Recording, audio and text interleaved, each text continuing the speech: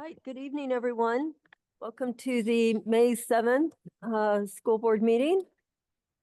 We have, for those of you who need it, we do have translation services available. If you require translation services here in the room, we have headsets available in the back. Just let someone at one of the back tables know. Oh, it's like being on an airplane. Jacob's going to show us where our exits are and hold up the headset. Okay. And if you need translation online, you'll see a circle at the bottom of the screen. Click on that and you will have translation available to you. And we are now going to translate that for those who may need it. Buenas tardes, bienvenidos a todos a esta reunión de la Junta Directiva del Distrito Escolar. Tenemos, para las personas que necesitan, tenemos servicios de interpretación del inglés al español. Y si usted necesita este servicio, por favor oprima un globo que está al final de la pantalla y así nos hace saber que usted necesita nuestros servicios. Muchas gracias. Thank you. Right, the board did meet in a closed session immediately prior to open session. And we now need to take action on a stipulated discipline agreement. At this time, I would appreciate a motion on that stipulated expulsion, please. I would move that we accept the stipulated Thank you. expulsion. We have a motion by Mr. Clausen and a I'll second that. second by Mr. Banfield. Right, go through, Mr. Clausen, Yes. Mr. Banfield, Yes. Mr. Unger, Mrs. Roger, Yes. Mr. Buckman. We already asked you, and I'm a yes, and Ms. Hinton was absent for the few little moments of that portion of our meeting. So Ms. Dawson, were you able to, there was a motion by Mr. Clausen and a second by Mr. Banfield on that. Ms. Hinton. All right. And Ms. Harrigan is marking the sheet, so we have that taken care of. Thank you. Right, we also discussed some personnel items. Right, next I would like to know if we have consensus on the order of business here this evening. Okay, we're good. And tonight at our item 6.01, our student representatives to the board. We are going to be saying goodbye and hello and to farewell to some folks here who've been with us. And I'm going to ask Dr. Prater, did you have something you wanted to add? Actually, that's next meeting Oh, is the last. I meeting. am so ahead of myself. Yeah, that's okay. I wrote a It's- note. I wrote a note on everything. Okay, sorry. It's okay. We're so excited to get to see you again. Okay, next we have Bishop's Peak here tonight. How am I okay, so we'll go to you and then I'm getting myself all confused here because of my own lack of note taking. So carry on. Okay. Hi, my name is Ruby Scott and I am a ASB president of Moore Bay High School. My counterpart, Colton Franklin, is absent. He's attending his sister's wedding right now. So I'm here all by my lonesome, but that is okay. I don't have a visual slideshow, unfortunately, but lots to share about exciting things that are happening at Moore Bay. This week, along with I'm sure so many of the other schools in our district, it's Teacher Appreciation Week, as well as Mental Health Awareness Week. The staff room in our office is set up with snacks, drinks, and frozen treats for our teachers. And there are a bunch of events happening at MBHS for Mental Health Awareness Week being put on by our psychology class led by Miss Brinkman. So yesterday, as recognition for Mental Health Awareness Month, students were encouraged to wear green to school. Today, there were flowergrams and notes in the quad at lunch, as well as chalk art in the quad at lunch. On Wednesday, which is tomorrow, there will be canine therapy. So at the football field, there will be some dogs and puppies that students will get to go out and see. I'm very excited to do that, as well as plate breaking to relieve some stress by breaking plates in the quad at lunch, of course, in a safe way. On Thursday in the quad, there's coffee and hot chocolate being provided, as well as picnicking in the quad. So students are encouraged to bring a blanket and sit out with their friends and have lunch. Hopefully it'll be a nice sunny day. Friday, there will be rock painting, as well as tea and mindful seminar in Miss Brinkman's room at lunch. And finally, on Saturday, there will be a walk outside in Los Osos at 11 a.m. In honor of Nick's memory to walk his favorite path by the Back Bay Baywood Loop in Los Osos. Last Friday was our end of the year rally, our last big fun pep rally of the year. It went super great. There was a special shout out to our history teacher, Mr. Jones, for being Ken, and all of the other staff members that participated in the teacher dance that we had be put on. It was super great. Lucy Fortini, a junior, choreographed 4 great dances all within one. It was super great to see all the teachers get to come out and step out of their comfort zones and entertain all of our students. Morro Bay High School is very proud of Mr. Josh Waldman for earning the SLCUSD Teacher of the Year, as well as Ms. Stover for earning the Classified Clerical Employee of the Year. Having Dr. Prater and Mr. Block presenting the awards in front of our staff and some of our students, along with the Waldman and Stover families, was super great. AP testing has started this week and will be continuing through the end of next week. We have more AP tests being taken at MBHS this year than ever before. The final Beauty and the Beast show was sold out, and it was an amazing way to honor the seniors that final night of their play. They were all super grateful to the amazing 18 seniors that participated in our drama program this year. And we celebrated our Elk Seniors of the Year last night. Congratulations to Krupa Patel and Anthony Frere.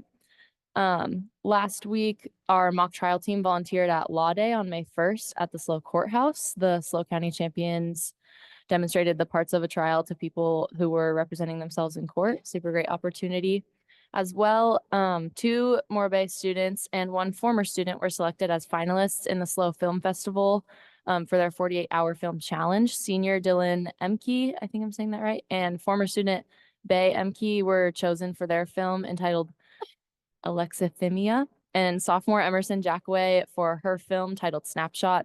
They were shown on April 29th at the Downtown Cinema Theater as part of the San Luis Obispo International Film Festival. Thank you to both of our digital art teachers, Ms. Hayner and Ms. Conlin.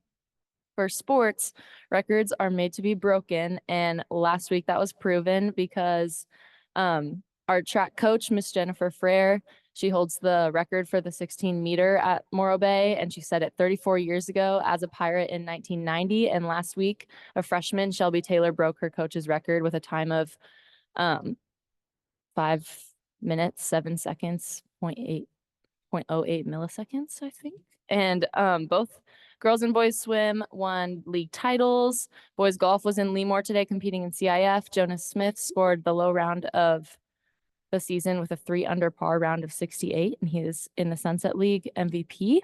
And finally, for sports, senior nights were held last week for softball and baseball.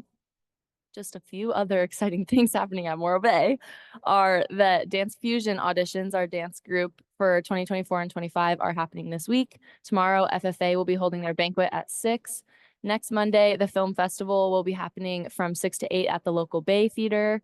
Next Tuesday, the Coastal Band concert is happening from 6 to 7 in the Big Gym. Next Thursday, the choir concert will be happening from 7 to 8:30 in our new theater. May 21st, the Morro Bay Band concert from 6 to 8:30 will be happening at the PAC at Cal Poly. May 22nd is our senior recognition assembly, which will be in the main gym to recognize all the seniors and their plans for next year. On that same day, that night, Avid Senior Night will be happening. May 23rd, we're super excited for Pirate Olympics to be happening. Have all the elementary school kids come to the high school, get to play sports, do some academic challenges, get excited for what's to come in their future.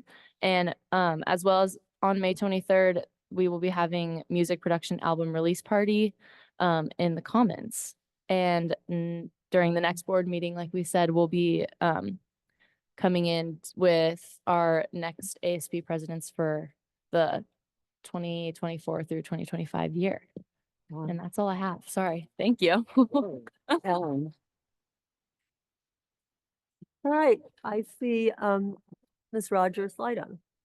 Yeah, I just wanted to say I would like to agendize a future board item on how we can increase student involvement at Morro Bay High School.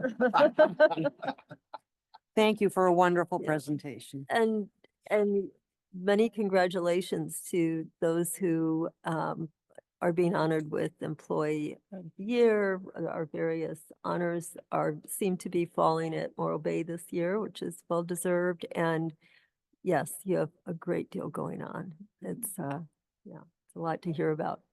All right, thank you. All right, let's hear what's going All on. right, at guys, Denver. I promise there's just as much going on at SLO, but I might not have done as thorough of a job at collecting information. But there's a lot going on right now and a lot of similar things happening at our school. So here's our SLO High School report. There we go. All right. So we had the 24-hour relay this weekend. A lot of you are familiar with that event. It was so much fun. Everyone had so much fun. It was not traditionally 24 hours. It was 16 hours. Those who are not familiar, you have a team of 10. You're walking around the track for 16 hours. You always have to have someone on the track, and you're just competing for the amount of miles.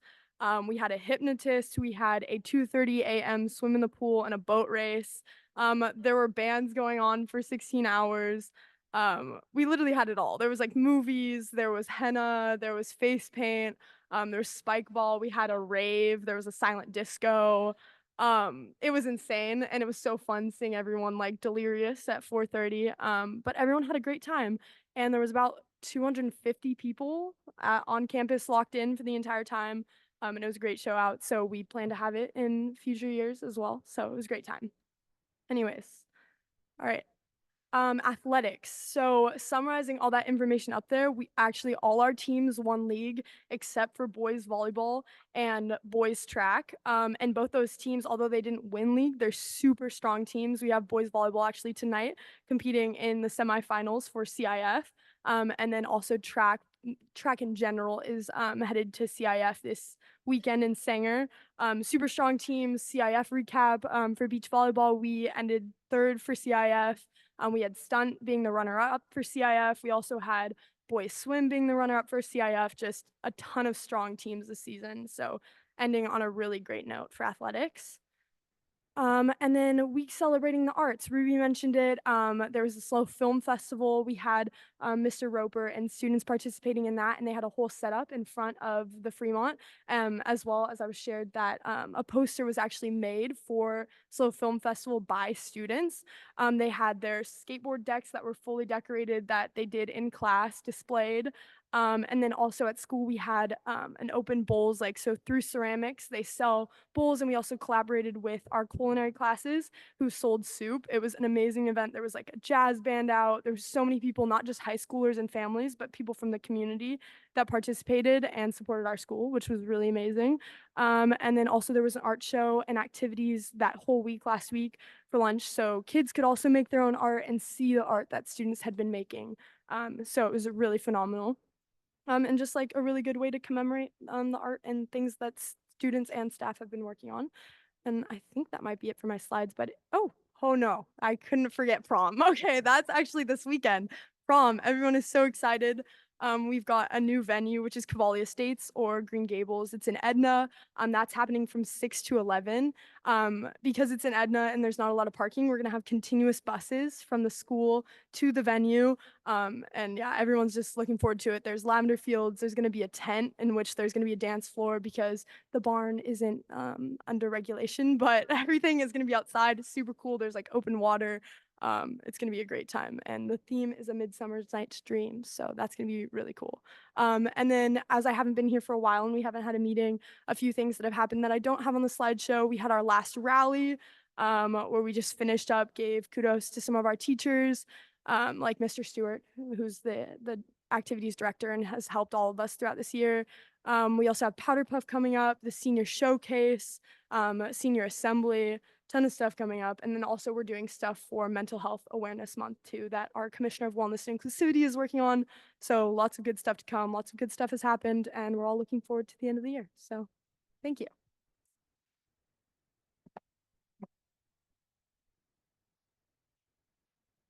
What a busy time. And there's school in there too, isn't there? You still show up during the day and go to classes and little senioritis, but still need to get through the end of the year.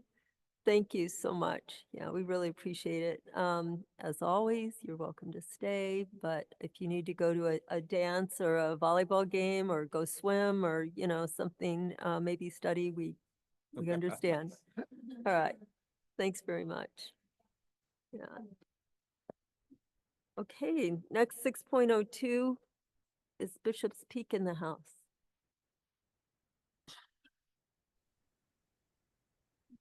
Hello, I'm here on Zoom. Hello, Diana. Hi, can you hear me? Yes, we can. Excellent. I'm Diana Jones. I'm the principal at Bishop's Peak Elementary School, and wanted to thank you all for having us this evening. I promised my student senators, who were all set to present in person, that I would inform you that they wanted to be here in person. They begged their parents to drive to Los Osos Middle School when the location got changed, and they just don't have their driver's license, so that was out of their control. But promised that I would let you know that they wanted to be there in person. But tonight I have the opportunity to share a little bit on their behalf, and then have a video to share with you as well from them. So wanted to start off with, just like Ms. Scott, the wonderful student representative, shared, this is Teacher and Staff Appreciation Week. So wanted to start off with a shout out to all of the staff at our school district who are doing wonderful things for our kids every day, and highlight a couple things that are going on at Bishop's Peak. We really started this year with an increased focus on academic rigor and a goal of building our community to stronger places. And there's lots of things going on that we have done in both of those areas this year. But when I asked staff in particular what they wanted to share this evening around academic rigor, was a deep dive into our ELA standards amongst a continuum from TK to 6th grade. So really diving into how we're addressing our English language arts learning for our students, thinking about our Bobcats and their entire experience at Bishop's Peak. That has been really impactful and a great learning opportunity, especially as we head into our new reading adoption.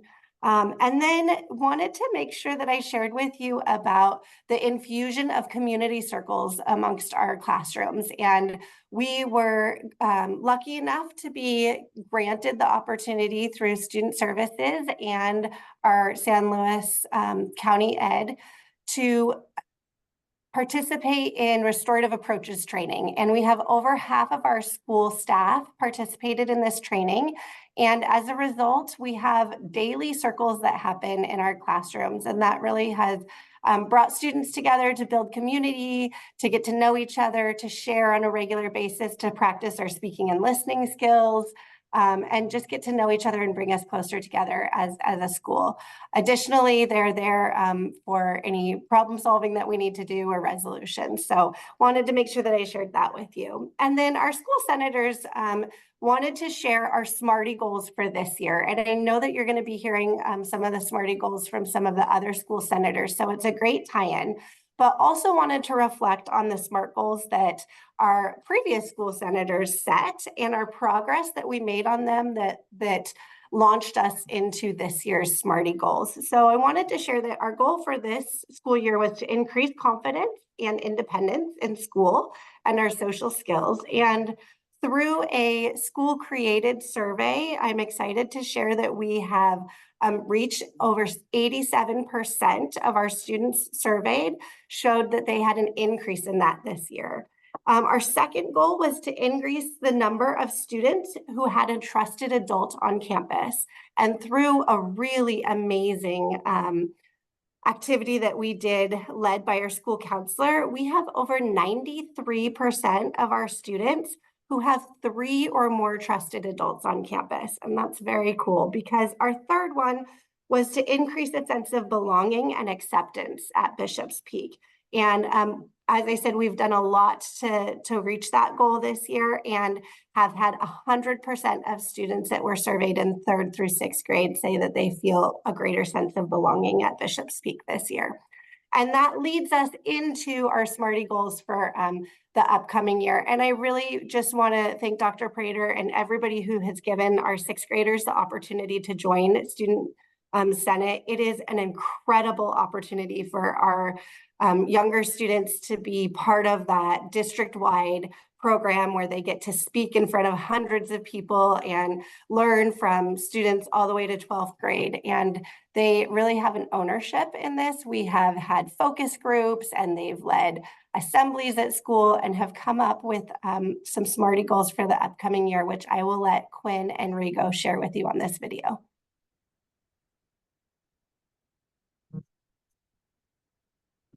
Hi, I'm Rigo. And I'm Quinn, and we're the Bishop's Peak Student Senate. We have about 3 Smarty goals. Goal 1 is to increase participation in school activities by 5%. We choose this because we notice in our focus groups that not all students are participating in help. Goal number 2 is to increase student efficacy with executive functioning skills by introducing 2 lessons next year. We made this game.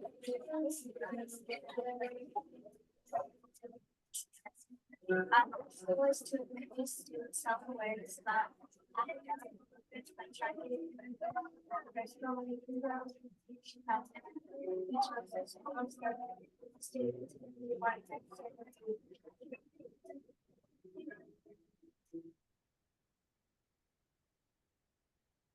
All right, and that's our presentation for you tonight. Thank you so much for letting us highlight the great things that are going on at our school. I'm so proud of everything that our students and staff are doing, and really looking forward to wrapping up this year and heading into next year.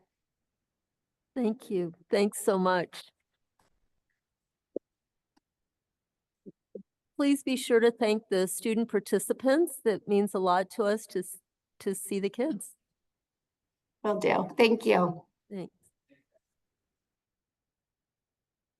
Okay, the next item on the agenda is Student Senate, Key Learnings and Goals. Dr. Prater. Yes, thank you. I appreciate this this evening. You can see in the slide deck that down. Okay.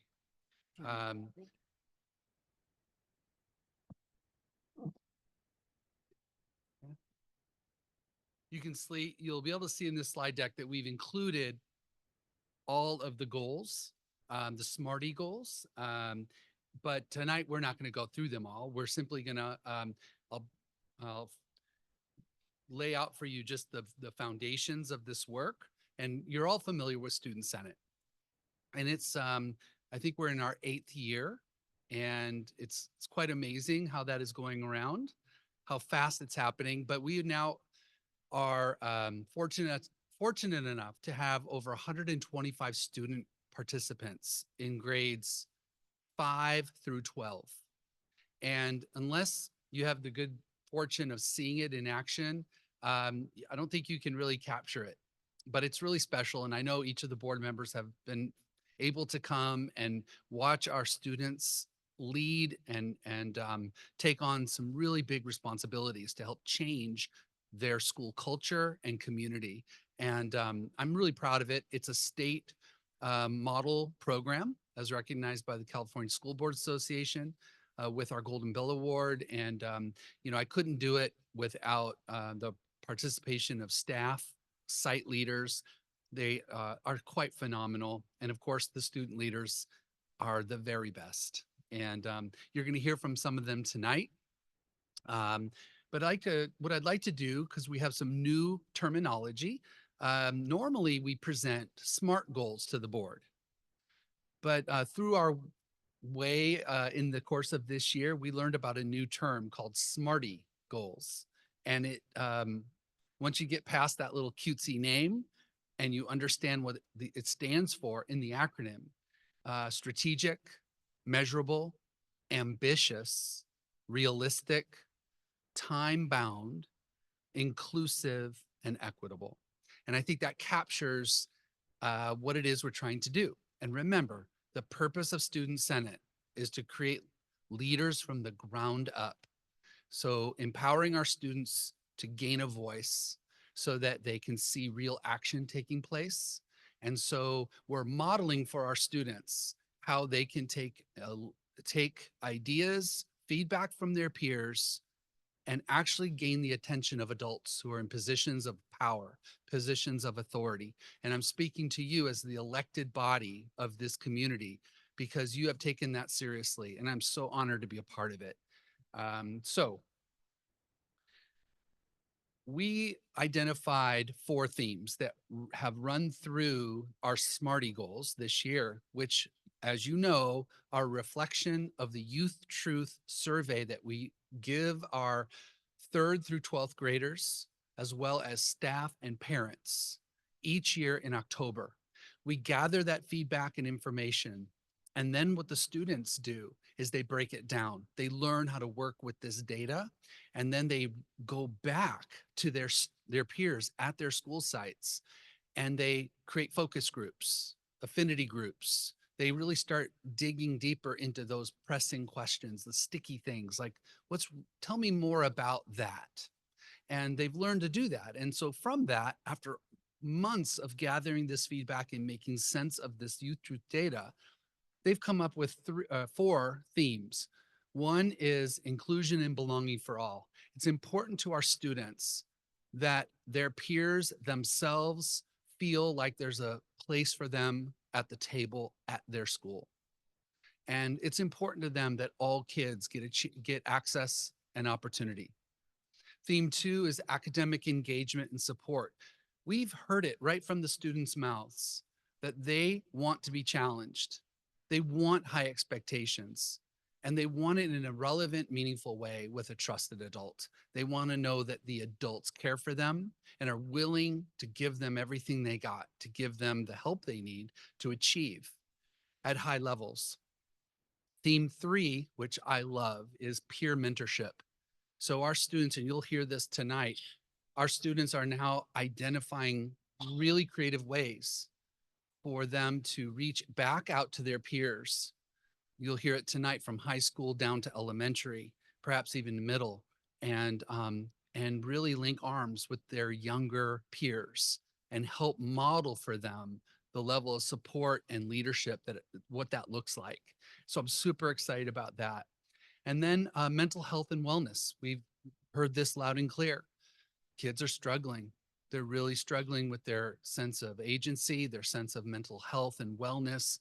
And that's why we've expanded our counseling programs. That's why we've introduced strategies to students on how they can cope more effectively with anxiety and depression and the things that lead to worry and fret and those types of things. And so they've identified that as a theme. So you'll hear that and you'll see that as we go in. I know the board is going to be adopting the LCAP in the coming weeks and a corresponding budget. I know you'll have your summer workshop and you'll hopefully see how all of these themes come together. You'll see it in the LCAP. You'll see it in the student voices, and I know you, and I know you'll rally around those as priorities. So you heard Bishop's Peak. The wind was blowing, so it was hard to hear it, but you generally have this idea. Before I move forward, though, what I'd like to do, if I hit a button here, I'm going to let Loams come up. Loams, could you come up? I'm going to give you this clicker and find your spot. So this is Heather Contreras. She is our principal for Los Osos Middle School beginning next year. She's currently the assistant principal, has done a phenomenal job. She's brought a few members of her team tonight to speak to you about their goals.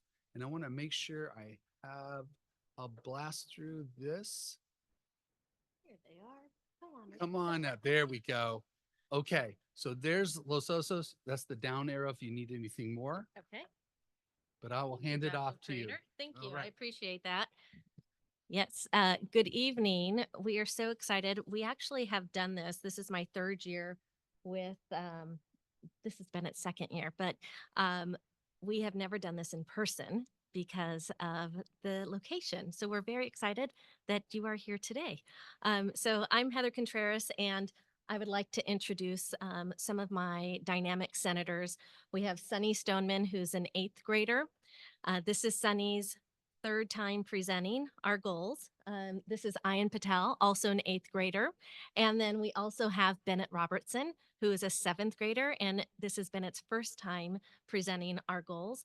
And I'm sure he'll be back next year as well. And so I just wanted to highlight a few things. Our senators are amazing. The work that Dr. Prater has us doing and coming together has really grown into something very meaningful. This year, my senators said, Ms. Contreras, how do we get more kids involved? And we can't add more to the Senate group because we're pretty maximized as is, but we want more leaders. And so from that came this spinoff of another leadership group that is going to come into fruition starting next school year. And I say that with pride because I want everyone to know that this work is done intentionally and there's buy-in from the students, and then they're going out and they're seeing the impact that they're making. My senators are going to talk through their 3 goals with you tonight. I do want you to know, as Dr. Prater said, we get this data from the Youth Truth Survey, and we have done additional surveys of our groups to try to dig into some of the data, because sometimes our scores don't seem to accurately reflect the vibe of our campus. And so he mentioned focus groups. We run focus groups. We have run multiple listening sessions with groups of students where the counselor has been involved and some of our senators are in there. And then taking that information, coming together with our senators in smaller groups, determining where do we want to go next year. Some of our goals have been carried over year after year, and that's because what we've realized is, and as you know, as adults, it can take multiple years to get to the point where we want to get to. And so we've continued to grow, to evolve, and to really, really come and say, okay, we feel good. 2 of the goals are going to be goals that we've worked on in the past with some changes, and one is a new one. And again, this is all student driven. So I'm going to go ahead and pass it off to Bennett, who's going to talk about our first goal. Hello, everybody. Our first goal is increasing engagement and activity inside and outside of the classroom. We want to increase student engagement in the area of academics and school spirit by hosting more activities inside of the classroom, or outside, my bad, such as lunchtime activities, pep rallies, spirit weeks, after-school dances, talent shows, and as well as encouraging teachers to have more interactive and collaborative approaches to learning. Next, we would like to increase our culture and engagement by 8%. Our percent positive overall decreased from 2022 to 2023, engagement 44% to 38%. Culture is down 25% to 24%. Relationships from 43% to 40%. Our belonging percent positives maintained at 51%, and we saw an increase in our diversity, equality, and inclusion rates from 55% to 62%. To work, our work from late spring of 2022 is still ongoing. We also completed quarterly progress checks throughout the student listening sessions and student staff surveys.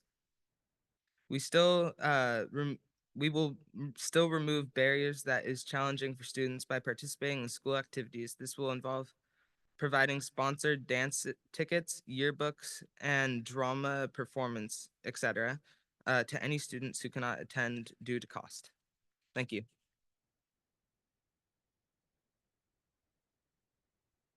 Hi, I'm Ayn Patel. Our next goal is about increasing inclusive words and actions. Inclusive words and actions provide safety to all that is deserved. To decrease the use of slurs and other inappropriate and hateful language, we will measure this using our ed codes, violations for hate speech, bullying, and harassment. We would like to increase our belonging, diversity, equity, inclusion rates by 10%. In order to implement these to our students, we will continue our DEI lessons. This continuation of work began in late spring 2022 and is ongoing. There will be quarterly 1-hour DEI lessons taught in social studies and humanities, along with monthly mini lessons taught in advisory. We will also include pre and post surveys after each lesson. By continuing our DEI lessons at our school, we are able to prioritize and capture our students' learning of our community's well-being. Thank you.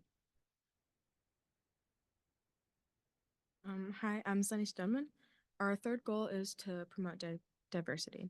Our students are a diverse group that represent many different cultures and identities. We want to celebrate the groups through guest speakers, advisory lessons, awareness weeks, videos created by STEAM classes, quarterly listening sessions, and similar messages will be sent to families. Our target is to raise diversity, equity, and inclusion rates by 10% in our Youth Truth Survey results. Our project started last spring and is ongoing. We really want to make sure that the message of promoting diversity reaches all our students. So gathering those who are connected to our goal and making sure that they are heard is something that we think is important to create change at our school. Thank you.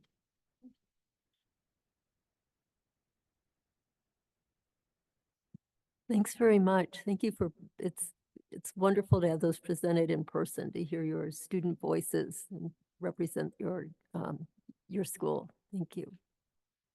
Dr. Prater. Yes, so we've heard from Bishop's Peak. Now we've heard from our incredible Los Osos Middle School team. Thank you guys. I appreciate it so much.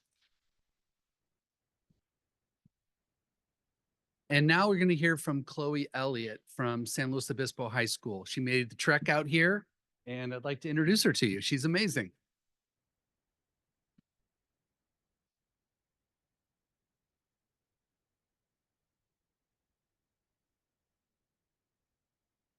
All right, there you go, Chloe. Yes. Hi, I'm Chloe Elliott. I'm currently a sophomore at SLO High, and I presented our goals last year to the board, so I'm happy to be back again this year. And this year we've done a lot of work to help get more data for how we can improve our school. At the beginning of the year, in order to raise awareness about the Youth Truth Survey, all our student senators went out to all of our classes at SLO High and just talked a little bit to all of our students about why they should take this survey seriously and how we are going to really actually use this data in order to make our school a better place. And from this, we gathered a lot of different data, and a primary focus that we found was that we should focus more on peer belonging and relationships at our school. And so a lot of our goals are surrounding these topics and how we can improve these in the future through different methods. And so our first Smarty goal is to increase the participation of individuals from underrepresented groups at SLO High School. This would include the creation of systems in order to increase such actions in our school in sports, clubs, activities, and all things of this kind of matter. We also hope to cultivate more diversity and inclusion, which would thus spur more understanding and connection within our community. And our aim really is to develop partnerships within our community organizations and establish mentorship programs to overall implement a comprehensive program targeting underrepresented groups at our school, such as minority students, students from low-income families, students with disabilities, and LGBTQ+ students. At SLO High School, there's already an array of clubs that surround race, gender, and sexuality, and reaching out to these and working with these clubs would offer a basis for these actions and to include more diversity overall. Our second goal is to increase positive interactions between student and teachers. This largely lies within allotted suggested student-teacher connection time that would provide a supportive and safe environment for students to discuss concerns, ideas, or achievements with teachers, which would not only allow time to address problems, but also allow for a nurturing and meaningful relationships between teachers and students, which would promote a more positive environment, boost student engagement, and foster a sense of belonging for all.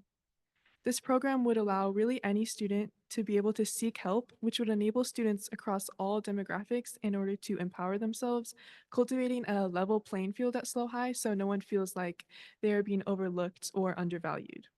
This program is suggested to be applied by Student Senate at the beginning of the upcoming school year, and we hope to consistently increase the rate of participation in these programs, which we will be monitoring and adjusting as needed. And our third and final goal is to establish a peer mentorship program at SLO High School. This would include the pairing of upper grade students with lower grade students to provide academic support, advice, and guidance. This would work towards fostering the fostering of an inclusive and supportive school community while also simultaneously increasing student connections and helping underclassmen navigate a very unfamiliar environment.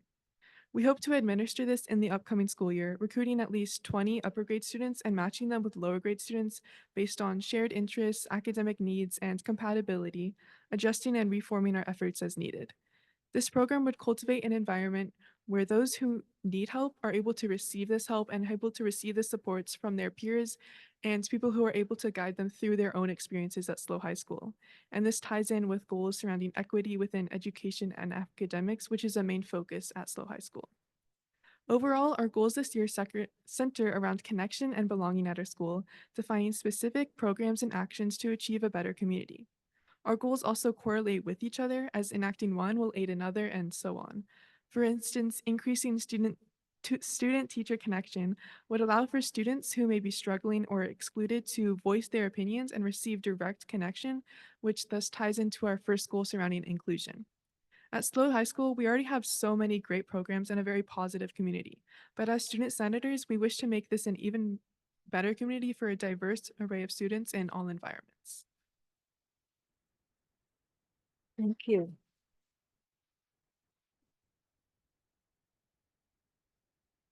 Thank you very much. The more I work with our student senators, I have to tell you, they're extraordinary. And Chloe and our LOMS crew here are examples of that, fabulous examples of that. As they grow older into the program, they gain confidence and they gain their leadership voice. And it's a really powerful thing to see. I just want to thank you for allowing us to share little snippets of these things. And I look forward to putting action to them next year. And I think you'll see that. I'm certainly open to any questions you might have. Mr. Clausen? I have a question for Chloe and maybe for the LOMS team.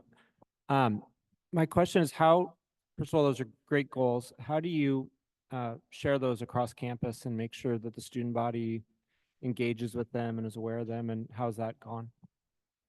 Well, I think we could do something similar to last year, like next year when we're going around and kind of raising awareness about the Youth Tour survey. I think it would also be a good idea to talk about what we've done in the past and kind of share this, and also about how we're going to implement these goals in the upcoming school year. And if we target that at the beginning of the school year, it would make it easier to raise awareness about this. And I think also implementing little video sections into our daily videos, TNN videos, would help raise awareness, since basically every class watches these in their third period. And so including this would allow a lot of people to gain more awareness.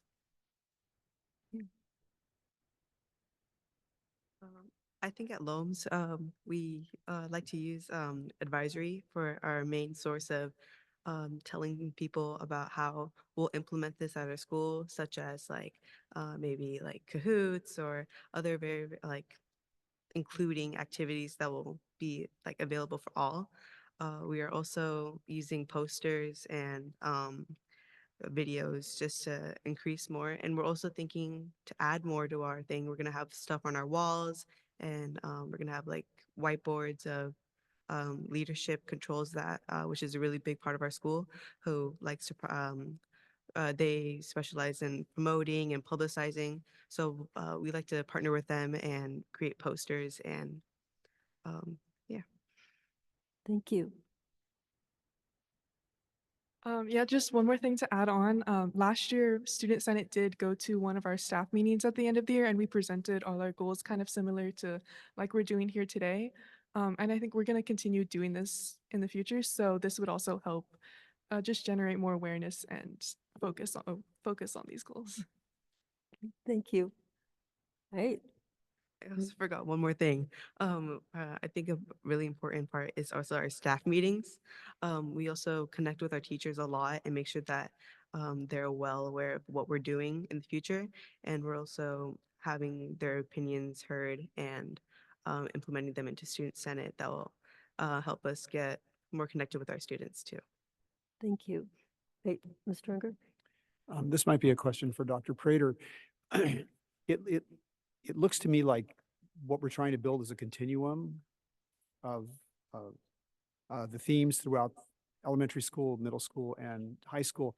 How do you see that working? How do you see what we're doing in the elementary school students with the elementary school student senators are doing at their individual schools, building into what's going to go on at the middle schools, then building into what we hope to achieve at our high schools?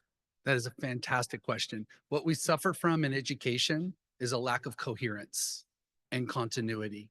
We have 10 elementary schools, we have 2 middle schools and 3 high schools. And it's a real challenge to get everyone committed around the same objectives, or at least the same themes, using the same language and using the same thematic areas of focus. What we now know is that our Student Senate Smarty Goals are now, with the help of Youth Truth Survey, are now part of the culture. So we're seeing these goals being implemented inside the single plans for student achievement, which now align to accountability. So you see those at middle or at elementary, middle, and high school. Now I want you to imagine, once we really figure out the best ways to do these things, what'll happen is they'll naturally become part of what we do. And those themes are going to run through elementary, middle, and high consistently. You can imagine, Slow High mentioned the peer mentorship program. Well, that came out of, I remember the discussion. I remember standing near the Slow High table when one of the senators said, well, if the elementary students are struggling with connections, why don't we help them with that? And if the middle school students some are left out, some are included, why don't we go and make sure everyone's included? And these are conversations students are having amongst each other. And so what I envision are these Smarty Goals being the backbone of what informs your single plans for student achievement, which then get adopted by your school site councils, which are representative bodies at the sites.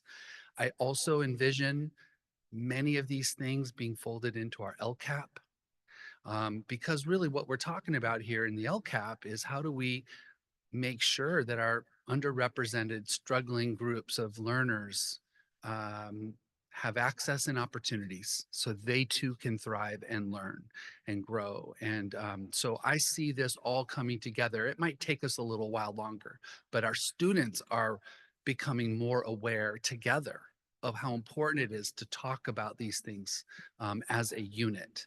And then they break out into their sub teams and create unique goals, but within the same theme. So Mr. Unger, what you tapped into is exactly what I'm hoping to see in the coming years, is a more unified and aligned, coherent school district, which is committed and dedicated to student voice. Yep. Mr. Banfield? You know, when I attended the most recent Senate, I was really impressed how when the groups broke out and discussed that very touchy issue of YouTube, are you at liberty to talk about what was discussed? I know that you were going to have reports and I had to leave. Yeah, that was a great day. Yeah, it was. That was a great day. What Mr. Banfield is referring to is at our last Student Senate meeting, we not only did gallery walks of our Smarty Goals, so everyone had a chance to weigh in, but we also broke out where elementary, middle school team together in an engagement circle. And then the high school teams, all three of them created a circle, and I gave them a topic to discuss. And I stayed out of it.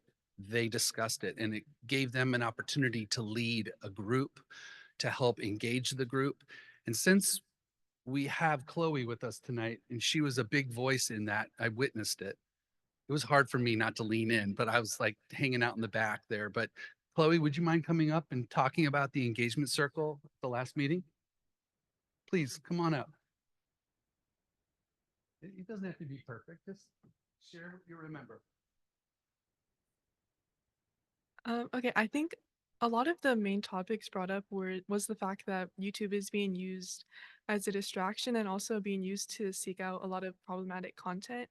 And I remember something that a few of us brought up was the fact that um, we could maybe, rather than like focusing on eliminating it for all students, we could have more targeted bans, I guess, or more targeted actions, since a lot of people don't use YouTube for these problematic reasons. And I know a lot of people, especially people in AP classes and that, use YouTube to study as a different means of just studying rather than just looking at slideshows or lectures.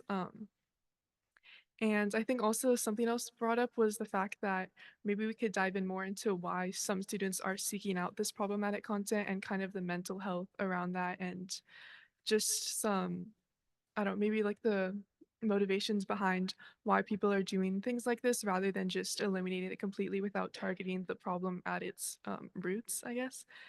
Um, and so I think those were some of the main topics brought up. And I think I also remember people talking about how it's just YouTube is like not only it is a means of entertainment a lot of times, but it's also an educational tool a lot of times. I know a lot of, again, like AP classes, the review that a lot of people suggest is centered around YouTube videos, and if we take away access to that, it kind of hinders that a little bit.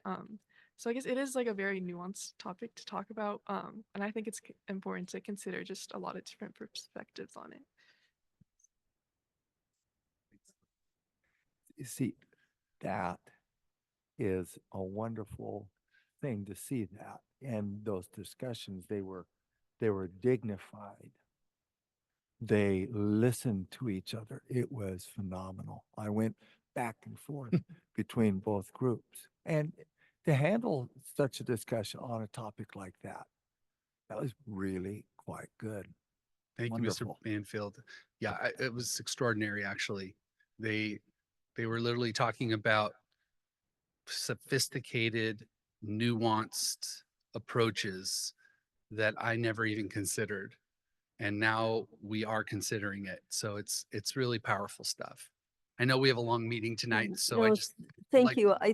I just wanted to add that, I hope that it's clear to the schools that this board and district really very strongly supports Youth Truth, and we find the information obtained through Youth Truth gleaned to be very helpful in our response to setting goals for the superintendent, for knowing what is going on the ground at a deeper level. And I'm excited that the students who have been in this for so long will, as they progress through their school experience from site to site, especially now that we're down to the 6th grade level, will see the fruits of what they've done, of the suggestions they've made, of the goals they've set. They will see them, that they're growing and occurring throughout the schools, and they will have the opportunity to continue to add to that and contribute to having their learning experience be more what they are hoping it to be, not just academically, but socially and with the mental health aspects. I think it's a really wonderful thing. We appreciate it very much. Thank you. Thank you.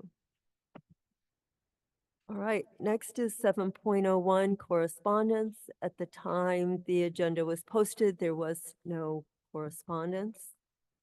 So we'll move on to 7.02, public comment. This is an opportunity for those of you who wish to address the board on topics of interest to the board, to the district, within the jurisdiction of the school district. to let us know what you might wish us to hear about.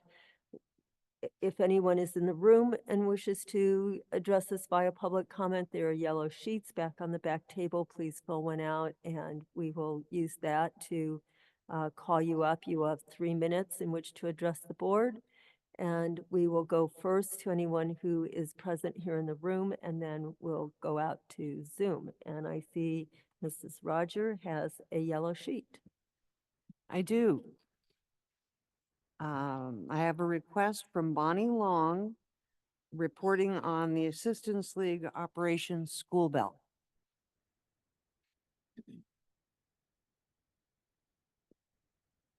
Good evening, everyone. That's going to be a hard act to follow. There's some wonderful students we have in this district. Good evening. I'm Bonnie Long, President of Assistance League of San Luis Obispo County. Our primary philanthropic program is Operation School Bell, and it provides new school-appropriate clothing to kindergarten through 12th grade students in all 10 school districts in our county. We could not do that without the cooperation and support of the district personnel, from the superintendent to the school secretary. So thank you. Tonight, we are reporting that this school year, we have clothed 2,177 disadvantaged students in our county. This is our,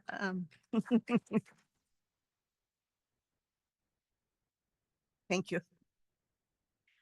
This is our 28th year of providing these services to the students and families in our county. Statistics prove that when students go to school dressed appropriately, it positively affects their attendance and their academic and social success. We have confirmation of that as well. In March of this school year, as we do every year for the last 6 years, our chapter completes a measured outcome survey, and it is sent to every school in the district.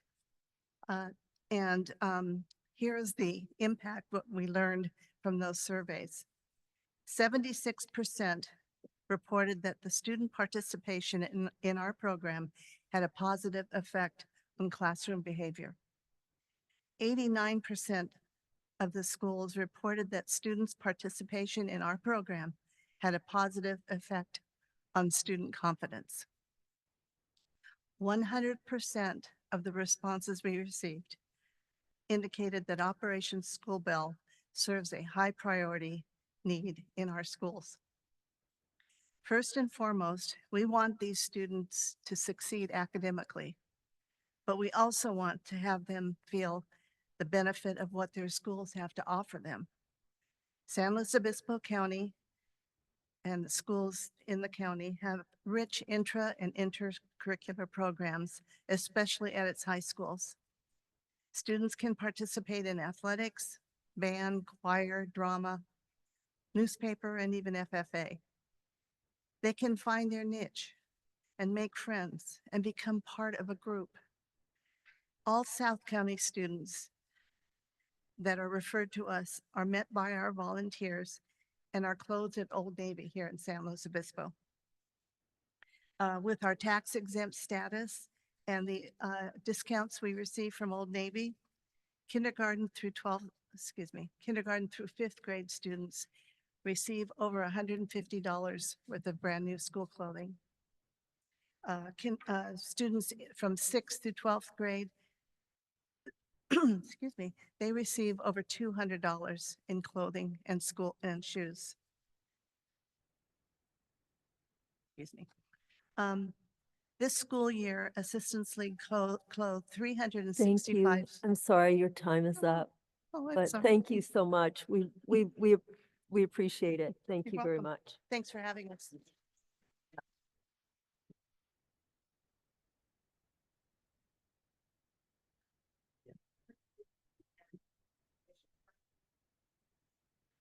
Thank you. Thank you.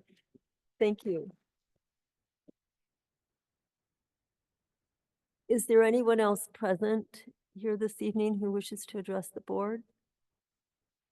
Okay, and I'll ask Ms. Dawson, thank you, if there is anyone on Zoom wishing to address the board. Okay, seeing no one, again, thank you. We will go on to our superintendent's updates. First, we have business and budget update.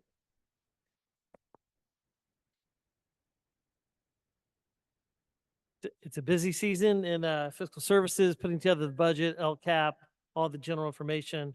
Word came out from school services this week that the state budget, the LAO, Legislative Analyst Office, says it's about 19 billion less than what the governor had projected in January.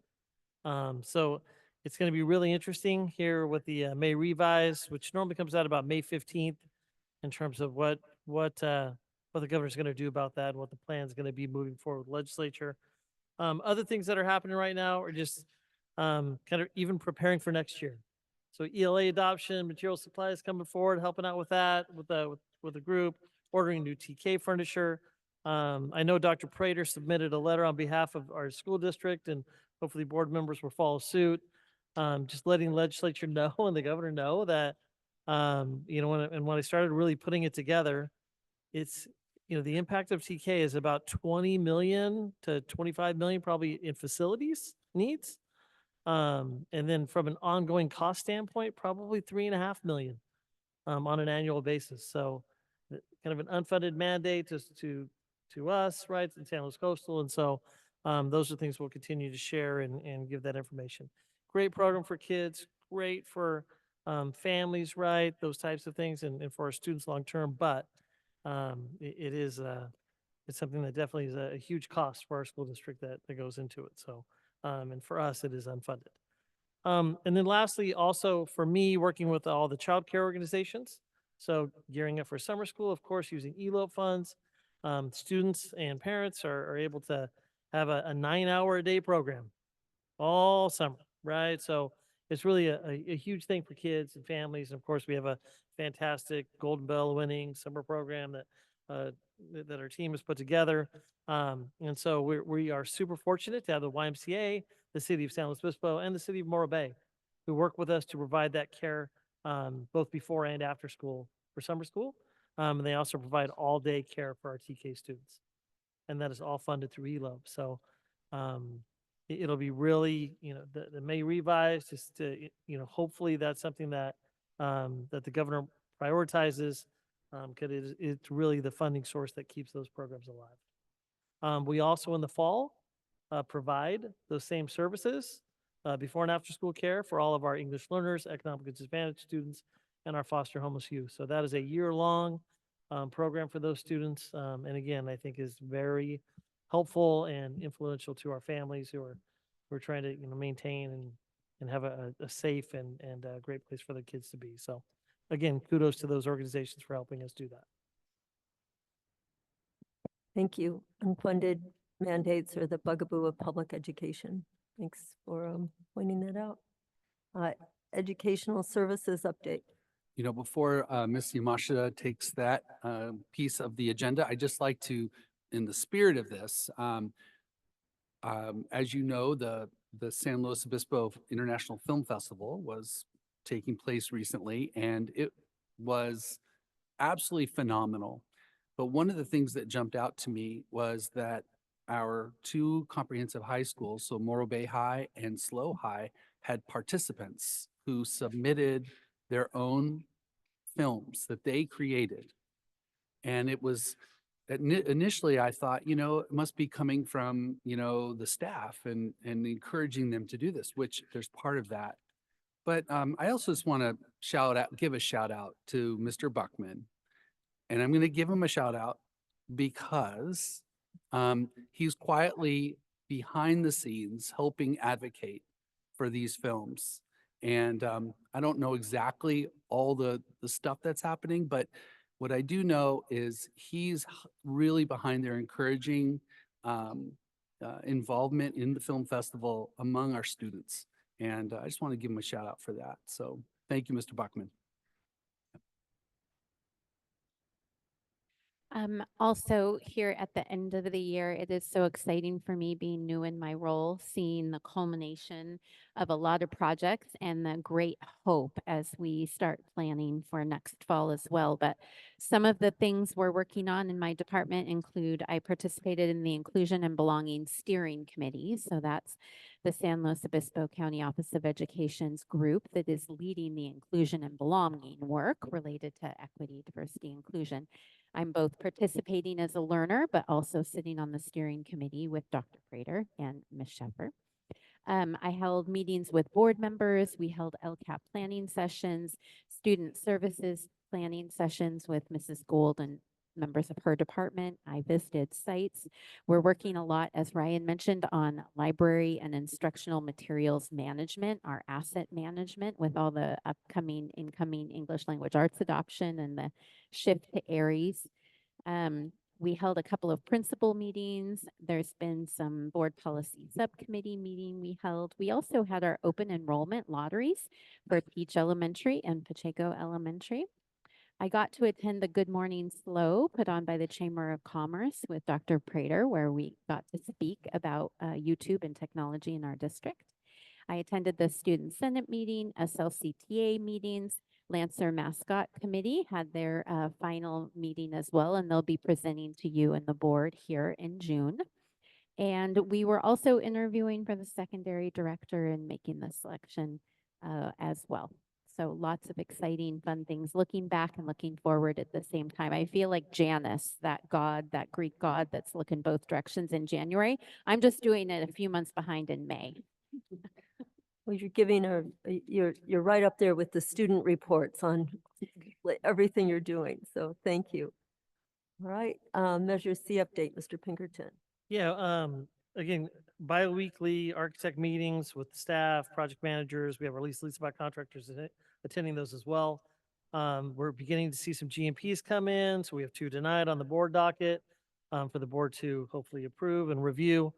And it's been an interesting dynamic because as we go through this process too, and I'll share more at our next study session for Measure C, but we're doing kind of a multi-phase look, right? We have the contractor gives us a GMP. We in kind of an initial blush, we have a cost estimate done by an outside cost estimate company as well to kind of compare, and now seeing these final GMPs come in. So you just kind of charting that, seeing where they come in. Some things kind of right as expected. Other things a little bit higher than expected. And so we're going to have to look at that, adjust as we move through. These 2 tonight, pretty much as expected. One that's coming forward is the redoing the district parking lot. So all the asphalt and the road from Slow High, J2, that whole area came in higher than expected in terms of looking at overall, but I'll share that when it comes forward and kind of the, the square footage costs. Definitely summer work becomes very escalated. So when you do things in summer and summer projects, right? Because that's when a lot of contractors are busy because there's a lot of projects in summer, in particular with school district contracts. So we'll continue to monitor that, share those information with the board. And we have the 2 tonight for our temp housing at Bishop's Peak and Seal Smith. Thank you. Oh, Mr. Block, I hadn't seen you back there. Thank you. Next is a resolution expressing our employee appreciation. Thank you. Yeah, absolutely. I have the privilege tonight of honoring the staff of San Luis Coastal with the resolution appreciation of San Luis Coastal Unified School District employees. Whereas the San Luis Coastal Unified School District Board of Education believes that every student has the right to access high-quality educational programs to further their academic and personal success, and whereas the San Luis Coastal Unified School District Board of Education believes that quality educational programs are made possible thanks to the dedicated, talented, innovative, and hardworking educators and support staff who have chosen public service as their calling. And whereas the San Luis Coastal Unified School District Board of Education acknowledges the extensive skill and effort required to provide individualized educational opportunities for all students, and Whereas the San Luis Coastal Unified School District Board of Education is fortunate to have a team of skilled educators, staff, and administrators who provide students with valuable guidance, support, and encouragement toward helping students become tomorrow's leaders. And whereas the San Luis Coastal Unified School District Board of Education is proud to recognize the dedication and commitment to excellence displayed by the team. And whereas the San Luis Coastal Unified School District Board of Education believes that the San Luis Coastal Unified School District team serves as a model of public service and pride for our community.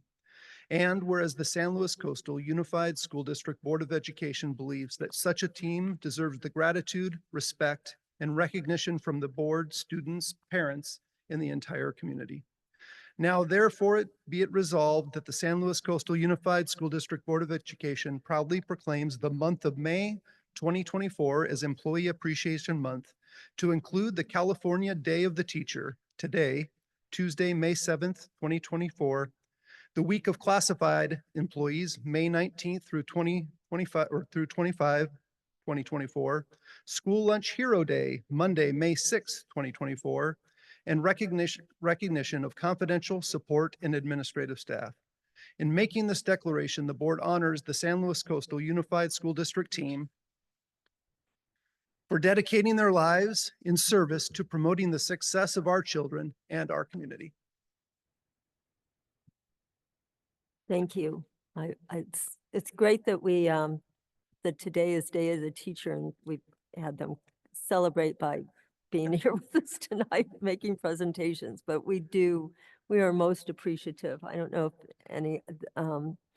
any other comments from the board, but I've noticed driving around town, all the signs showing appreciation, and I know that staff lounges have been full of treats brought in by appreciative families, and it's wonderful to see the outpouring that is felt year-round, I believe, by most of our families in our district, but it's wonderful to have the opportunity to express it.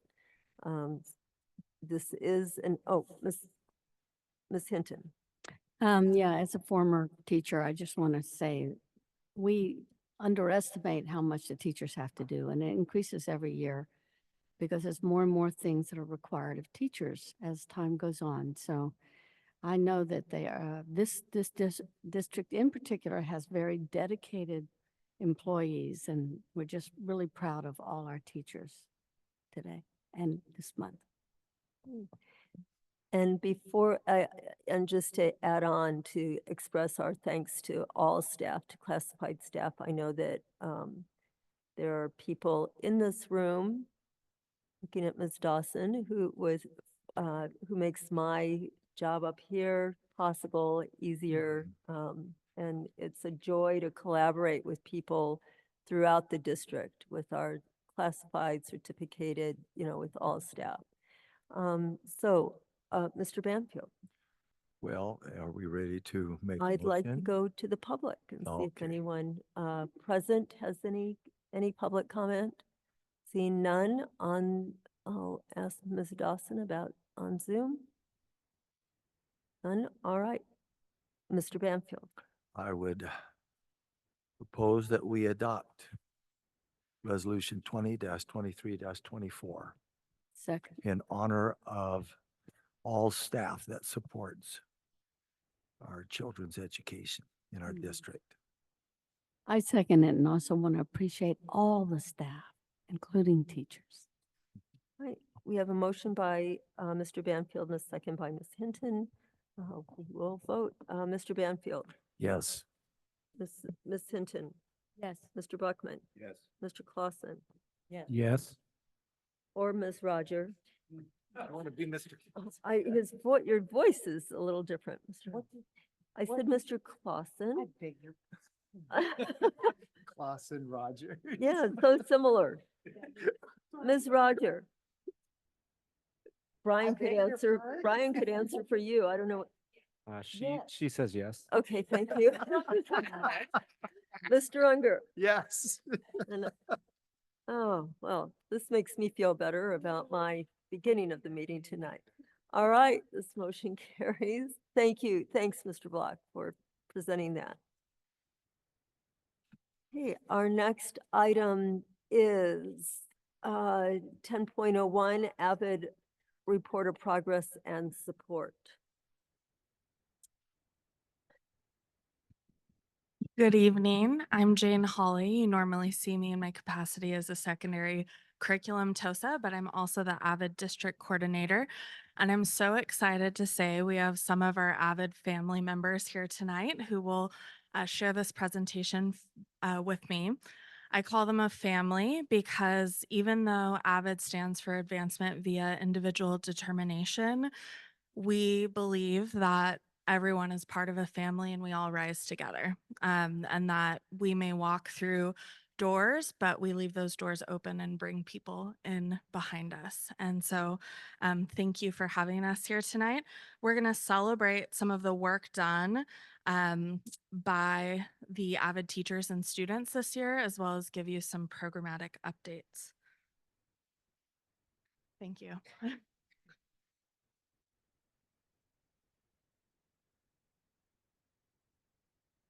we go. So AVID is a program that helps close the opportunity gap for first-generation college students and students from other underrepresented groups at four-year universities by providing supports such as academic and counseling supports. Positive peer community is a really important part of the AVID program. We teach students habits that help them to be successful academically and also in life. We also take our students on college field trips to help inspire them to see what college campus life is like if they have not gotten to visit those places before, and to start making informed decisions about where they may attend college someday. So to really get to see the differences between a campus that's in a large city versus a rural area, or a campus with a high student population versus a smaller campus. We also offer our AVID students leadership opportunities. I think that's a wonderful part of our program, that our students are leaders and they're seen that way. And you'll get to hear from some of our student leaders tonight. Also, we offer support for the college application process and also scholarship and financial aid. So we onboard our students hopefully in the 7th grade, although we do bring students on all the way up through 11th grade. And so in those earlier years, we're really building those skills for students to be successful in school, to get involved in extracurricular activities, and to see themselves as confident, energetic leaders on our campuses. And then as we get closer to the end of high school, really looking at making our students competitive for the college application process and prepared for entering college. We also support our students with family engagement and really thinking about how to teach our families the opportunity knowledge you need as you navigate the system of the university as well. So this is how students qualify for AVID. They meet one of the following. So our students are academically on an A through G track, right? They're doing well in their rigorous courses. They may be the first in their family to attend college. That's the majority of our AVID students. They're from a historically underserved group at four-year universities, maybe from a low-income background or have some other kind of special circumstance. So we're really looking at supporting these students on their educational journey through secondary school, preparing them for the college experience as well.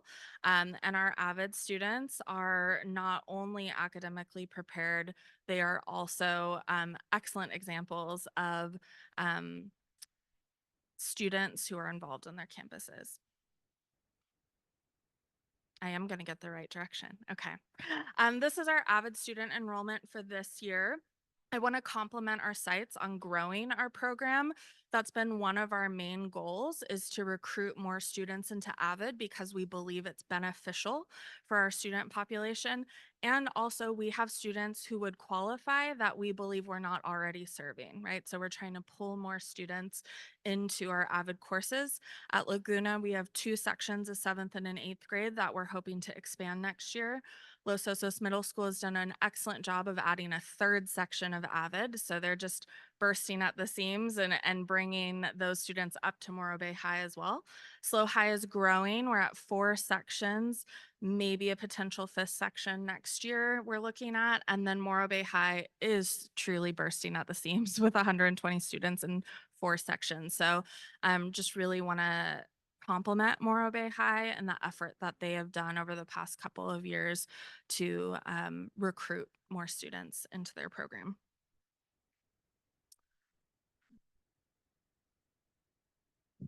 Good evening. I have the pleasure of working with Jane, and when Jane's up here speaking and she's talking about the AVID program, I want you to realize that recruitment process that's going on is this person that's standing right beside me. When she's putting in countless evenings, going to Pacheco Elementary School, Hawthorne Elementary School, C.L. Smith, to name but a few, and meeting with parents and recruiting 6th grade students to be part of the AVID program. The work that she does, it does not go unnoticed by any of us. And I would also say that there's probably a few of us in this room who would have been probably an AVID student in our day. If you think about the entrance requirement and that journey. And I know many of you, and I know some of the people behind me. And when we have an opportunity to celebrate our staff, when we see Blair back there as a teacher at Morro Bay High School and Kyle back there as a teacher from San Luis High, they just represent so many of our amazing teachers who really truly believe in our program. When Jane says our hope is to increase our AVID numbers, it's not our hope, it is our reality. We will increase our numbers. One of the pieces of the puzzle that we always talk about is the data piece. How do we onboard our students in those middle grades to have experiences at an accelerated path to give them opportunities to be college ready? But we've changed that conversation over the last few years, and it's really intentional.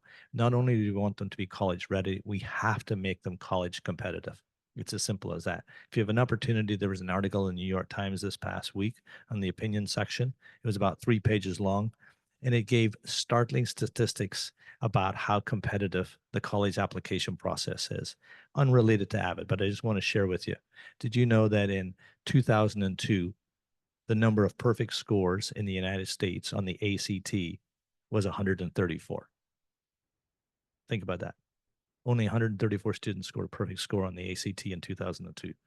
In 2022, perfect score, over 2,700. Kind of amazing, right? And when you ask yourself, how did that happen? Test preparation, access to tutors, access to extra support. Well, the work we're doing in San Luis Coastal is along that same line. When we think about the enrollment in our accelerated and advanced courses in math in middle school, in the language arts in middle school, this is where the work needs to get done as we link our elementary schools through our middle schools and into our high schools. So I compliment the work at Loams and I compliment the work at Lambs, but we still have work to do.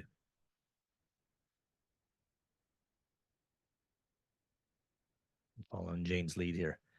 At the high school level, the challenge at the high school level is subtle, but yet not so subtle. We have to increase the opportunities for our students who are in AVID to be in accelerated prepared courses to make them college competitive with other applicants. Think about that. In the 9th grade, we want to make sure that our students are enrolled whenever possible in an honors level course, at least one. By the 10th grade, we want to increase that opportunity, whether that be honors, geometry, it could be advanced placement, world history, it could be an advanced placement, art history, maybe a biology class. We need to have that exposure to the college level competitive courses that makes our students very powerful and strong candidates as they apply to college. The junior year, as you know, is so important. And these are the data points to show how many of our AVID students are involved or enrolled in at least one honors and or AP course in their specific grade levels. because again, the college entrance requirement looks at their sophomore and their junior years primarily as college competitive students. And then obviously preparing them as they transition into the 12th grade. It's important that we understand the complexity of it, the A through G, but also the competitive nature of being involved in the advanced placement and or honors courses.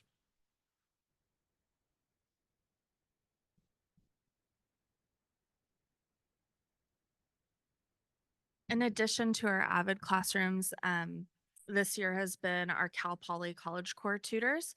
So you may have heard of our College Core students who have been working with elementary athletics. We also have approximately 20 Cal Poly students tutoring inside of our AVID classrooms, and they've been a major support to our students. Many of those same Cal Poly College Core students themselves were first generation. Some of them were AVID students, and so it's been fantastic to have them for the academic support, but also just that really realistic, this is how college is for us, right? Like, this is what it's like to be as a first generation college student on the Cal Poly campus. And so to have that partnership has been wonderful. And my hope is to continue it into next year. Now we're going to begin with our student produced slides. Unfortunately, our middle schools were not able to make it here tonight, but our middle school students did create the slides for you and shared some information with me that I would like to share with you. So you can see Laguna Middle School's AVID program here. What I want to really celebrate about their program this year is their commitment to really bringing in career focused activities and experiences for students. So recently they went to Cal Poly and partnered with the Society of Hispanic Engineers as well as the Manufacturing Engineering Department to do hands-on activities that were STEM focused with our students. So part of AVID is not only preparing students for college, but also thinking about where is college going to get you. You're going to prepare for a career. So how can we expose students to different careers or majors throughout high school and middle school to think about what they might love to do and what they might want to do after post-secondary education. Los Osos Middle School has been very busy this year, and I want to be complimentary of that team, not only for recruiting so many additional AVID students, but really for leaning into equity work and inclusion work on their site. Their AVID students run like school-wide events. Specifically this year, they ran the Hispanic Heritage and Filipino Heritage celebrations for their entire school. And they are really seen as a leadership group on campus, in addition to all of the things that they're doing in their AVID classroom. And then tonight, I would like to invite up Mr. Kyle Harmon and a couple of his students who he'll introduce. Kyle teaches all of our AVID sections at SLO High right now. He's been a part of AVID for quite a few years and is really doing a phenomenal job. Good evening. My name is Kyle Harmon. Like Jane said, I do teach all 4 sections of AVID. This is my 7th year being involved in the AVID program. At SLO High, I've worn quite a few hats over my 8 years as a head varsity coach, a varsity assistant coach, biology, chemistry, microbiology, go on with science classes. I can say that AVID is by far the most rewarding, meaningful teaching I've ever done. And it's one that I wish to be continuing for the remainder of my career. I do want to highlight just a couple of things from the AVID program standpoint at SLO High this year, and then I'm going to turn it over to my 2 wonderful students that have joined us tonight. So with teaching all 4 sections, it's really been a unique perspective on the student experience at SLO High. And leaning into the student voice and leaning into the student experience has really been one that's been meaningful and life-changing to me. And we talk a lot about equity and empowerment. And I can stand before you and say that this AVID program is equity and empowerment for our students. And it's one that I really thank you for supporting as a school board. And it's one that I really thank you for always been in communication and coming to some of our events. This year, our seniors participated in mock scholarship interviews, which we invited Mr. Unger and other school board members and district staff, and all of them participated in mock scholarship interviews. And in these scholarship interviews, they asked real questions, and that paid off dividends to them when they went through real scholarship interviews this year. And I'm happy to report that out of all 22 seniors for Avid, they were all accepted into at least one 4-year university, with most of them being accepted between 4 and 8 4-year universities. So, really amazing group. Thank you. And with that being said, those students, they really did show up every day. And we talk a lot about extra support. And I know we have some parents on the school board with seniors right now, and the simplified, in air quotes, FAFSA this year has been a unique challenge for students with parents without social security numbers. And I know that without Avid and without the programmatic support from Ms. Holly, our counselors, or wonderful career counselor, that it would not be something that would have been very easy to obtain.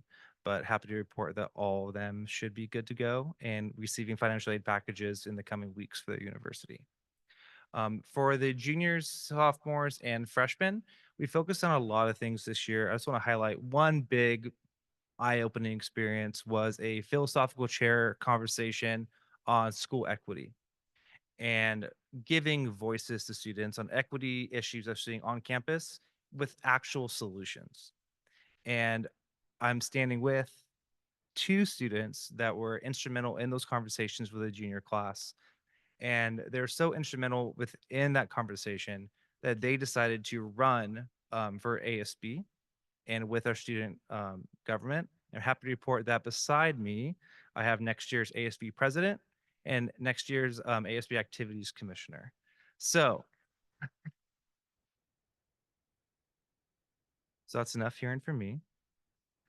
I would like to introduce Valeria and Linda, and they're going to tell you a little bit about Avid and what it means to them as students. Good evening, everyone. My name is Linda Rojas. I've been an AVID student since 7th grade, so I've been in the program for a while.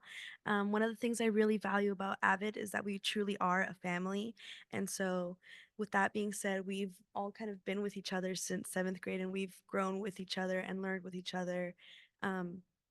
And I think a really valuable aspect about AVID is that a lot of us don't have the same resources at home that our other peers do. And so Avid really provides that support, that one-on-one conversations, those exposures to scholarship opportunities and college and career exploration. And so it's really getting us prepared for that next step in life to further our education, to have those opportunities that maybe our parents didn't have. And so I think a lot of that is very valuable to have. We made a slide that we all the Avid class filled out for us. We all sat down and talked about what Avid meant, and we have some of our idea of the definition of Avid. And for A, we highlighted as the ambitious to succeed. So we all have that passion to be able to know what we're gonna do and make sure that we want to do it, and everyone supports each other, and that's something that's really helpful having. For V, we did a variety of memories created. Like Linda said, a lot of us have been together since 7th grade.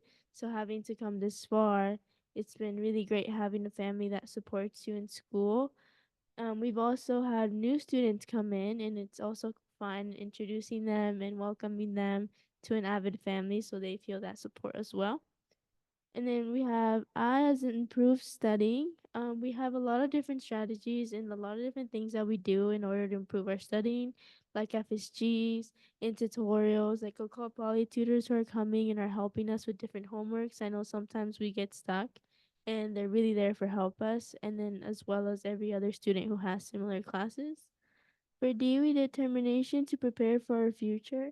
It's very important for us that we know what we want to do and that we want to do it and be able to succeed. And Avid is a great resource for that because it provides us with a lot of stuff that we could do to help us. Thank you.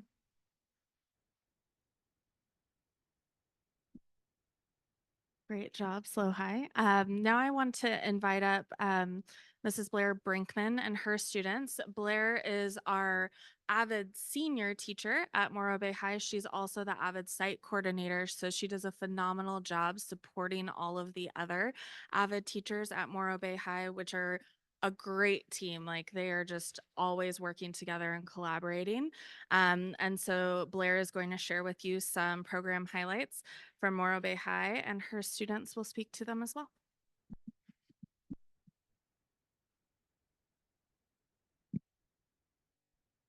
Hello, nice to see everyone. My name is Blair Brinkman, and I teach Avid Sociology, Psychology, and English 12 at Morro Bay High School.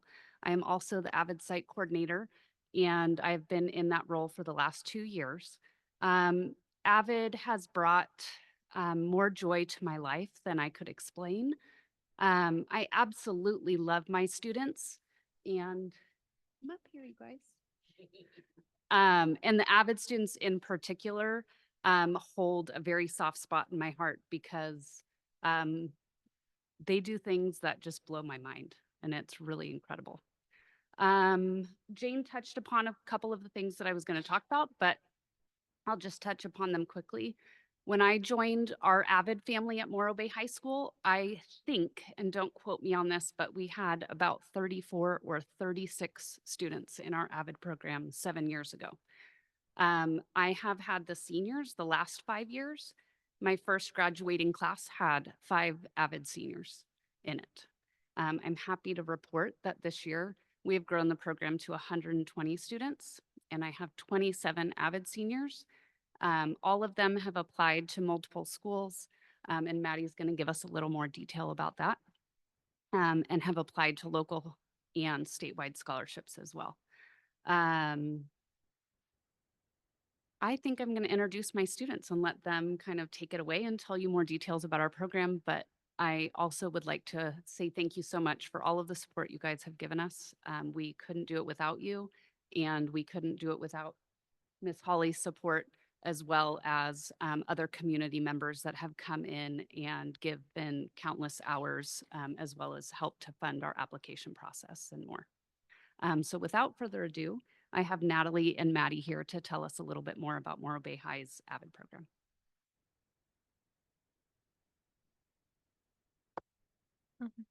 Hi, my name is Natalie Osorio, and I'm currently a 11th grader at Morro Bay High.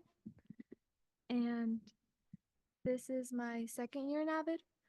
And honestly, it's really helped me a lot. And I've gotten a lot of support from my Avid teachers, and I've gotten to know like so many other students in Avid, and some things that we've done or that we do are tutorials, and we do those weekly, and it really helps everyone in like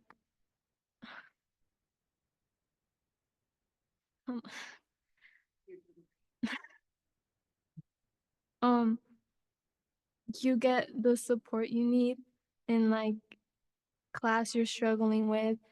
And this year we've had called poly tutors, which have helped a lot of us by getting the support we need and the help we need in classes that we were struggling with.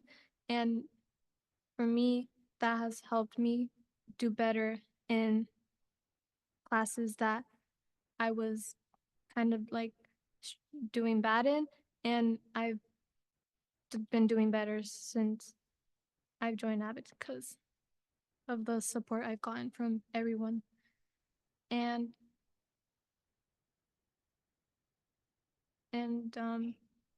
it's helped a lot in math because a lot of students have been struggling with math, and in the tutors and just the students in general helping each other have it has helped a lot. And then we have Fun Fridays, which we do each Friday, and our Avid teachers come up with activities that we do that as a whole Avid class, and it builds a sense of family. you get to know each other better, and you you um the activities we do, it's like collaborating, and it has a little bit of competition in it. And overall, we have a great time doing these activities. And the most recent one we've done was the chalk art, and it was really fun because everyone did like piece of art, and then everyone had a good time. And yeah. Thank you. Thanks very much.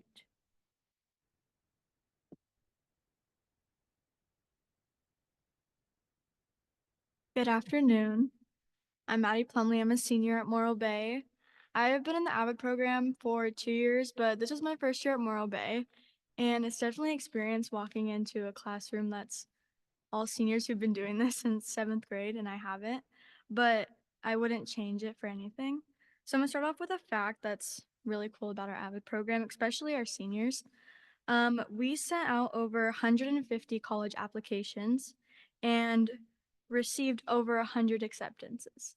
And that truly would not be possible without our AVID program. So I'm going to touch base on our college tours. We've went on 2 this year, one overnight, which was in the fall, and one day trip, which was in the spring. For our overnight trip, we got to go to Cal Berkeley, CSU East Bay, St. Mary's College, and Santa Clara University. For our day trip in the spring, we went to Fresno Pacific and Fresno State. My personal experience is I kind of walked into both of those kind of having an idea of where I wanted to go. I'm from the Valley and I've always wanted to go to Fresno State. But for me, it was actually being on the campus that solidified that for me. So without this tour, I would have not committed to Fresno State, but now I'm going. And so it's because of the AVID program that I get to go. And then with these college tours, it doesn't just help seniors. For a lot of our tours, it was all different grade levels. And so it helped every grade level really decide what environment they wanted to be around, what kind of people they wanted to be around, majors, etc. So a lot of students came back just really having a good understanding of what they wanted to do and what career path they wanted to go down. I'm really thankful for this trip. It was a really awesome experience. Something I'm next going to talk about is our mock interview. This was strictly for like kind of getting a sense of what it's like. I mean, we're seniors, but a lot of us don't have a job. And so it was really, really awesome. It was for our scholarships, and it was a great way to really connect with our community at Morro Bay. I talked to Tyler Hoyt, who I've known since I've attended Morro Bay, but I got to talk with him on a deeper level, and the same for him. And it was a really awesome experience. Um, at that time, I had a job, but I got that job through like a family friend, where the job that I currently have now, I did have to go through an interview, and I probably would have not gotten the job if I didn't do the mock interview. So that was really awesome.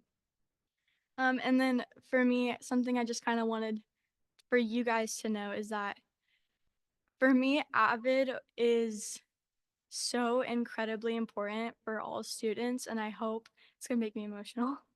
AVID is truly family, and I don't think I would be the person or the student I am today without AVID.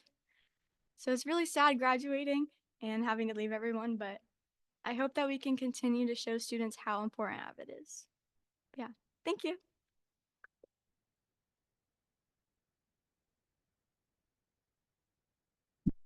Thank you so much. The AVID students and teachers are super inspiring to me. They're the ones out there doing all of the hard work, and we wanted to celebrate some of that tonight.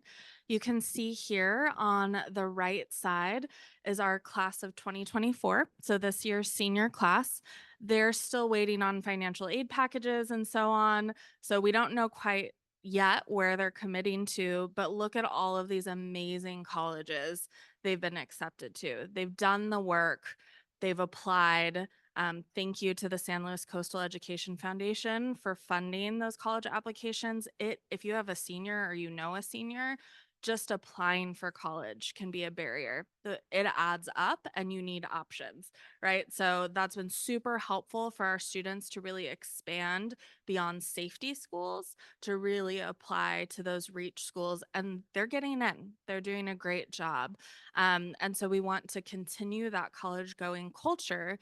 But as Leslie said earlier tonight, our avid students have to be competitive because college in the United States is expensive and we need them to do well with financial aid, with scholarships. Like that can be a barrier. We can get our students to the door of college, but we know that students who are able to go to a four-year university right away tend to matriculate on time.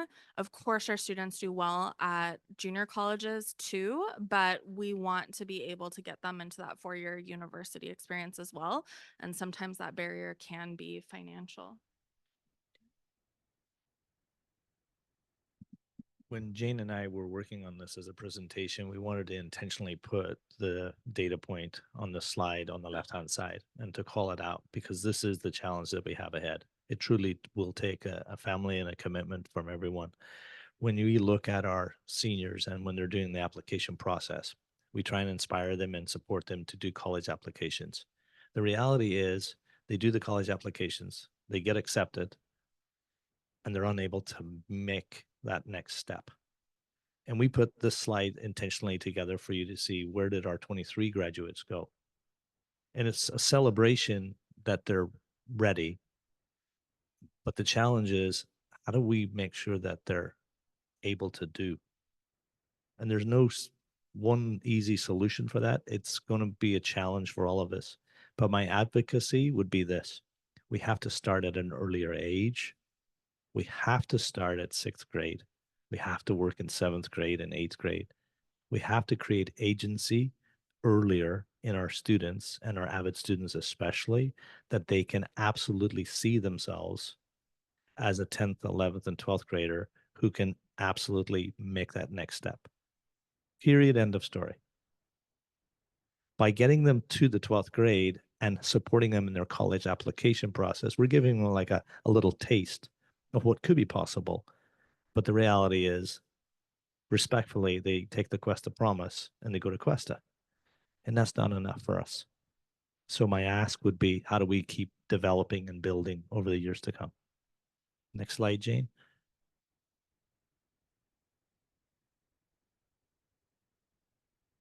Some celebrations of our program we've mentioned is our students are prepared for rigorous courses. They're competitive for college admissions. We work with students wherever they start and help them grow. And all of our sites have done really well with that this year. Adding that third section at LOMS that emphasizes supporting students with academic language acquisition. That third section has mainly English learners. And so we really want to support that community at our schools within our AVID programs. And if we've tried to build that in more intentionally over the last 2 years. Increasing AVID student enrollment, you can see a highlight on Morro Bay High and SLO High. Like they're really bringing students to their program because the students can see how great it is. And then also increasing AVID student participation in leadership and extracurricular activities. And then our next steps is just to continue enrollment in advanced and accelerated courses at the middle school level and advanced placement and honors courses at the high school level. The difference is that AP courses and honors courses at high school are open access, so a student can choose to take it, whereas at the middle school level, there is qualifications for that. So we see our AVID students kind of coming to high school and then really seeing themselves in that advanced placement space because they can enter in, right? And their teachers are really supporting and advocating for them to do that. We'd like to offer additional course sections as we recruit more students. And we really want to find ways to financially support AVID students with the costs of college in some sort of way. Like Leslie mentioned, Cuesta is a choice many of our students make because it is the financial option for them. And many of our students matriculate and go to and graduate from a 4-year university. And that's a great path for a lot of students. But I also know many of our students would go to a 4-year university if there was not a financial barrier. And that is just kind of how the system is in the United States right now. So we want to think about how we can support our students through that.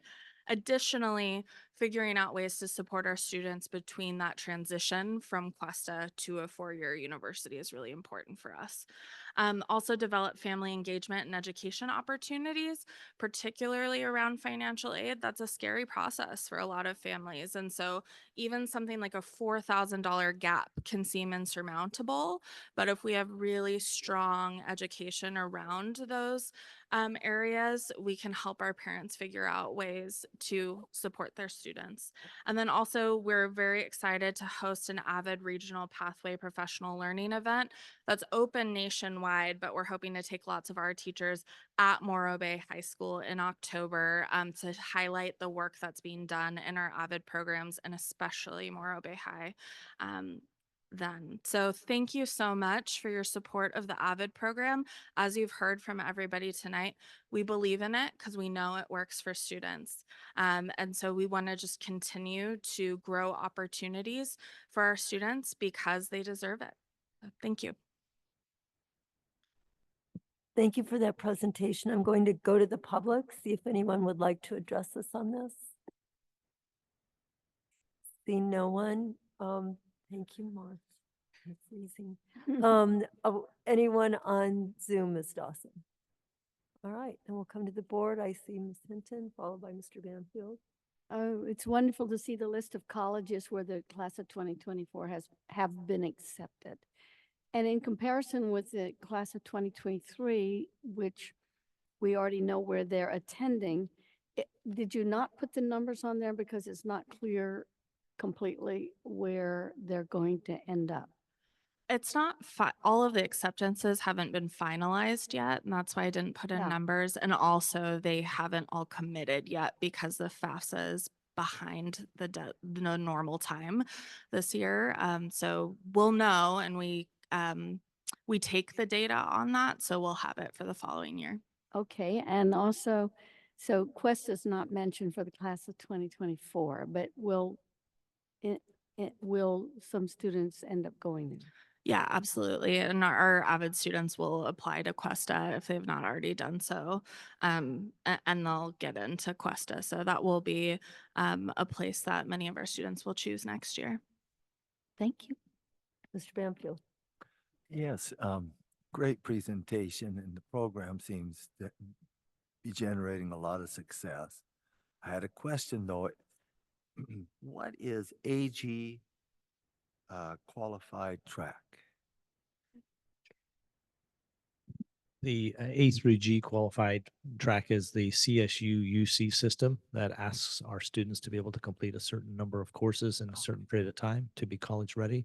We've done our presentations around our A3G completion rates as a district and as school sites in previous presentations, but that's basically the colleges telling us that they would like to see their students taking 4 years of English, 3+ years of math, preferably 3+ years of science, and on.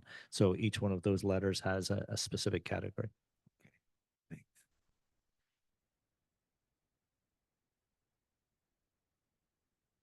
Mr. Clausen, then Mr. Unger. So first of all, the metrics are really exciting, and the program it's a great presentation and really great progress. I wanted to touch on the topic you brought up just about the cost of 4-year education. I guess 2 questions. Do you have a read on the order of magnitude of that financial challenge to support our AVID community on top of financial aid that's available? And have you seen other communities solve that problem at all through private support or other support? I mean, it's a really important question, but a hard one, possibly. Yeah, and it's a great question. I'll lean on Kyle as well here in a moment, but just from a perspective of several years, I mean, the cost differential, as Jane alluded to, I mean, I could name some students who wanted to go to San Jose State and they got accepted to San Jose State. But the cost of living for them to make that move, $10,000, $12,000, was a differential between them staying at Cuesta and never accepting that spot at San Jose State. Simple as that. And that's tough when you see a student in that kind of situation who's done everything to get there. So the aggregate, I mean, you could be talking anywhere between $100,000 to $150,000 a year commitment from a district-wide perspective about our graduating seniors to be able to make up that differential. And sometimes the FAFSA allows for some funds to be utilized, but as we said, it could be just a metric of a few $1,000s, which to some is an impossible challenge, to be honest. Kyle, anything to add? So I've done this a few times with seniors. This is my third senior AVID class. So just in general terms, when the students are applying for FAFSA, they're really applying to two grant systems, the federal Pell Grant system, and then for us in the state of California, the Cal Grant system. And the Cal Grant stays within the state. So if you go to a California state school and you qualify GPA wise and financial aid wise with parent AGI and income, then you get a maximum if you attend a CSU of around $6,500 a year. And if you're attending a UC, around $12,000 a year. And the purpose of that is to cover tuition and that base fee. And the maximum federal amount that the students will get this year is around $7,500 per year. Now, not all of our students are going to qualify for the maximum FAFSA amount. That amount to qualify for maximum federal aid is really low. We're talking right about the federal poverty line. For a family of four, family of five, that could be $30,000, $40,000 a year. So a lot of our students are going into it with most of tuition costs covered with the federal and state grant. Where the students are really getting into it is those other costs, right? The room and board, that's $13,000 to $18,000 a year, depending on the school. That's a huge cost for any parent just to say, hey, it's $18,000 we don't have anymore. So that's a big thing. We are really lucky in our community that we do have Cal Poly as a fantastic option. A lot of our students do apply, they get accepted, and they attend because a lot of them are able to live at home, right? So we are in a really unique situation to have Cal Poly there. But as we know, a lot of us parents in this community, some of our students don't want to stay home, right? They want to leave and go outside their community and explore other things. And so in short, to answer your question, Mr. Clausen, I would say on average, it's around $10,000 to $18,000 a year. And that's mostly going to be for students that don't qualify for a federal aid maximum amount, but they'll qualify for some. And a lot of that windfall is going to be in loans, either the Parent Plus loan, which is going to carry a little bit higher of interest rate that parents need to sign on to. And the students can take out loans, and that's only $5,500 a year, one of which is subsidized and one of which is unsubsidized. So when it comes to the cost, it really comes down to, how can we support fill in the gap between what does the government give us in grants and then what is the universities charging? So to the second part, I mean, are there examples out there of how that problem's been solved? I mean, that seems, if you said $10,000 a student and you've got, 60 graduating in a year and then they go for 4 years, you're talking about a significant amount of money, right? So we do have students that apply and get scholarships, right? That's why us in Morro Bay, we took it so seriously on doing mock scholarship interviews. Our career centers do an amazing job with providing those names of those scholarships. We have the local scholarship fund with county. We have the SLO High scholarships. We have the Morro Bay scholarships, right? There's some scholarships that are renewable. So we're talking $5,000 a year for 4 years if they meet a GPA requirement. And we have had AVID students, as far as I have known in the senior class, have gotten one of those renewable scholarships. In the senior class, I think there's 2 SLO High seniors that have those renewable scholarships. But when we apply for scholarships, right, it's all a percentage game. You apply to 1,000 scholarships, you might hear back from 50. right? And then those national scholarships, that pool is so large that if our students are not hyper competitive with their classes, their extracurriculars, all the things that some of our students do not have the time to do, it's going to make them less competitive on that national scale for scholarships. I don't know if that answered your question fully or not. No, I mean, that provides perspective also. I think it's just a big challenge. Yeah. I just wanted to say that listening to you all and listening to our students really reminds me that what you're doing is you're encouraging a mindset of going to college, a mindset of being successful in your life, you know. And when I was growing up, I'm trying to figure out how to make this work, but I remember talking to one of my friends when I was in 6th or 7th grade, and I knew I was going to college. I knew I had to go to college. That was just what I was going to do. And he told me he wasn't going to college, and I couldn't believe it. You know, and I know that we have students that are out there that can't believe they're going to do this. And what we're doing is we're telling them, not only can we trust you, we believe in you, you can do this, and we're going to give you the skills that are going to help you move forward and create your dreams and make a difference in your lives and probably the lives of other people. And then give back to the communities, right?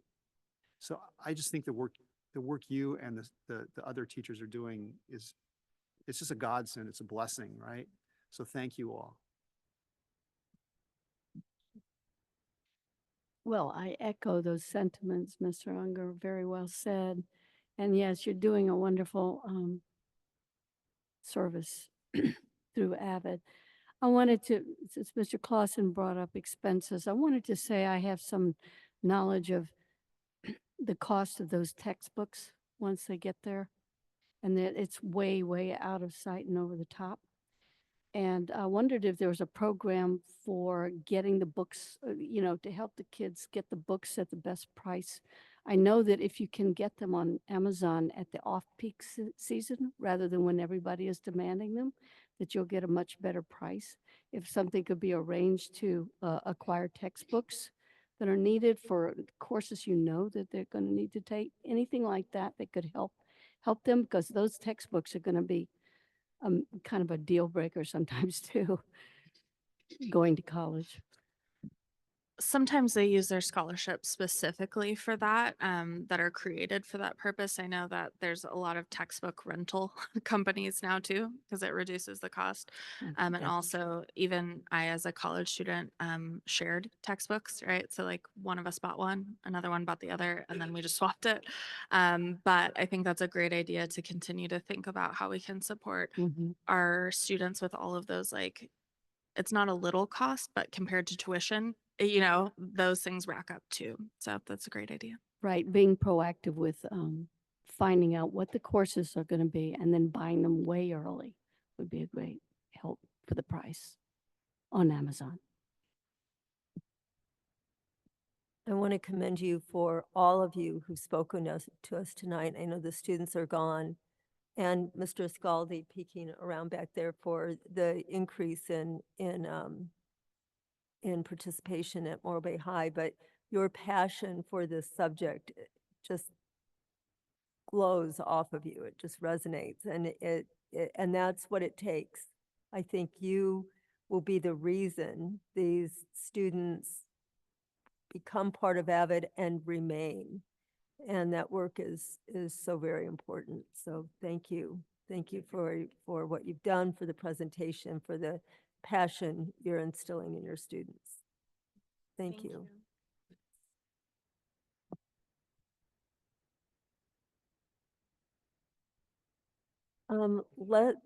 Let's take a little break. It's 8:13 according to my computer, which, so if we could all be back by 8:25, that would be great. Thank you.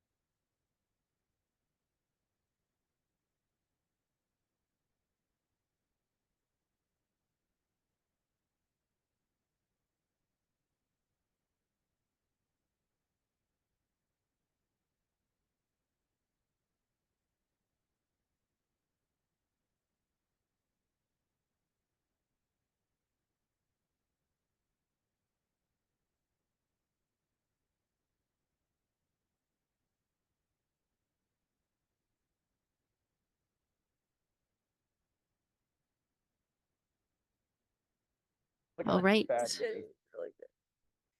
I'm not eating. Let's see. Good evening, everyone. I'm, Okay, oh, we're, too far, too far. all right, our next item is 10.02, review of school accountability report cards. Ms. Yamashita. Good evening, board. I am here to talk with you about understanding the school accountability report cards here in San Luis Coastal Unified. The school accountability report cards, also nicknamed the SARC, have been required since 1998. Actually, the legislation on the right-hand box, it goes all the way back to 1988. And they were begun as a way, as accountability is there because the legislature and CDE were trying to find a way to report to our communities in a standardized fashion how schools were being successful or not being successful with the students that they serve. And to that end, when each school was making up their own report and reporting on different items, it was very difficult to compare the outcomes of students in schools. And so they started to require over time through different legislative actions, different elements that were required to be reported on. And those are the demographic data, safety and climate, academic data as collected from the state tests, the CASP now, it used to be STAR testing before, school completion rates, that means graduation rates, class sizes, teacher staff information, curriculum and instruction description, post-secondary preparation information, that's related to CTE and the A through G completion. And they also started to include fiscal and expenditure data. The way it works is CDE makes our school accountability report card data available through the various computer programs. So we're required to turn in reports through our ARIES student information system into CalPads, for example, and then they turn around and return that data to us to put in our SARC. California Department of Education now provides a standardized blank SARC template that Valerie in my office helps each school fill out.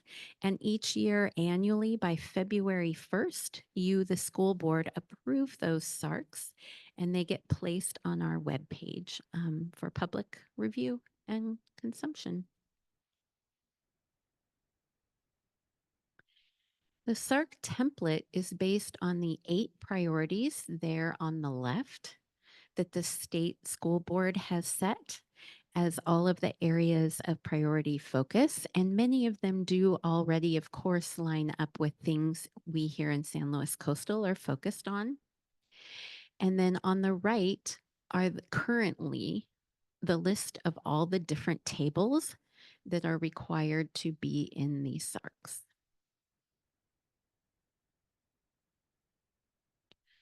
So the way the process works each year is we are developing both an English and a Spanish school accountability report card for every school in our district. And it starts in September, October of each year. CDE gives us the template for 23-24 for this school year. And then in October, as I stated, my department migrates the data into the new templates. And in November, the templates get handed out to each school principal to update the narrative elements of the SARC that they can revise and edit. So some of the SARC data is already predetermined by the state, and we're just plugging in numbers they have given to us. And some of the information is crafted by our principals and can be updated annually, but it is rather limited. The part that our principals actually contribute to is the mission, vision, and the goals that the school is going to be working on each year. And then we talked about how SARCs are completed and approved by the Board of Education in January to be posted to the public by February 1st. And this was already done this year in January 16th of 2024. But one of the confusing elements is SARC data is always a year in arrears. It's in reverse. So the 23-24 SARC is based on data mostly from the previous year, 22-23, and it does have some information from even the year before that, 21-22. So the SARCs run a little bit behind in data. So we try and make our SARCs very readily available to all of our community members. There are multiple ways to get a SARC for your school. They are posted to our SLCUSD website under SARCs. Also, if you go to any of our school's web pages and click on the About the School button, they're also housed there. Also, if a parent just Googles CDE SARC, they land on a page that they can type in their school name and it will bring up the school's SARC there. And furthermore, anyone can go into one of our school offices and request a copy for themselves in English or in Spanish. So I'd like to share with you and the public some of the actual elements that are included in the SARCs. This example is from Monarch Grove Elementary, and it begins with class sizes. And you know, we here in San Luis Coastal really pride ourselves, especially post-pandemic, with all the increase in certificated staff, much smaller class sizes than others in our area whenever possible. We also have demographic data that describes the qualifications of each of the students, and these are called duplicated counts. So obviously students might be counted in multiple categories here on the right table.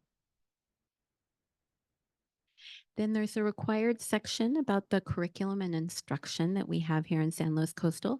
And again, this is an element that you all directly oversee in our core curriculum adoptions. So you approve those for each subject as it goes through over time.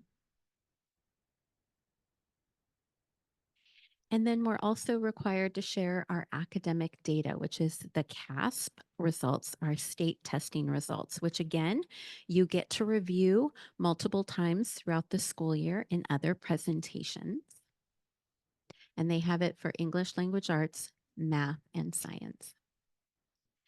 Then there's a page about all of our conditions of learning, which is teacher preparation and human resources data. And this has information about how many teachers are fully credentialed, how many years they've been assigned to the school. Are there any teachers that are on permits or waivers? And I wanted to stop a moment and explain to you, we are very lucky in San Luis Coastal that for the large majority of our staff, they are considered highly qualified and they do have full credentials to be working with the students that they're working with. There are some limited times when teachers, for example, some of our CTE teachers at the high school level may be transitioning from a career field into becoming a teacher teaching a special subject area. And they might be on the path or road to earning their credential, but they may not have achieved it when they start teaching in that role. And our district, for the credentialing agency, is required to still get an emergency permit, meaning the person still has to be fingerprinted. They have to agree to earn the credential within a certain amount of time. But it just in this given instance at this moment, they may not have their credential yet. So that would be why down in the third box down on the left where it says permits and waivers or misassignments, there might be some teachers listed there, mostly related to like the CLAD, which is for a qualification for teaching EL students, or CTE qualifications. Oh, I skipped one box. And on the right is our school safety and climate for learning information. So these are like the different types of extra, in some places, you know, the different instructional areas that we teach our students, like subject areas. And do we have current available textbooks This is part of the every year you get to approve our Williams compliance report that Stephanie Shepard does, meaning that we ensure we have enough curriculum and materials for all of the students in our school district, which we do.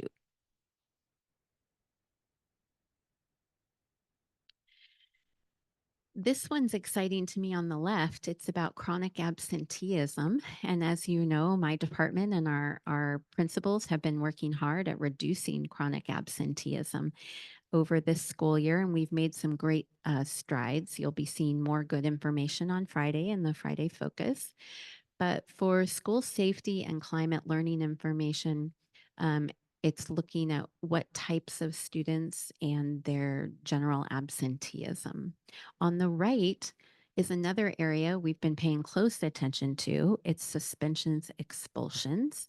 And we want to make sure that there's no disproportionality of any one student group being suspended or expelled more than any other student group. And you know, this is an area we're working on.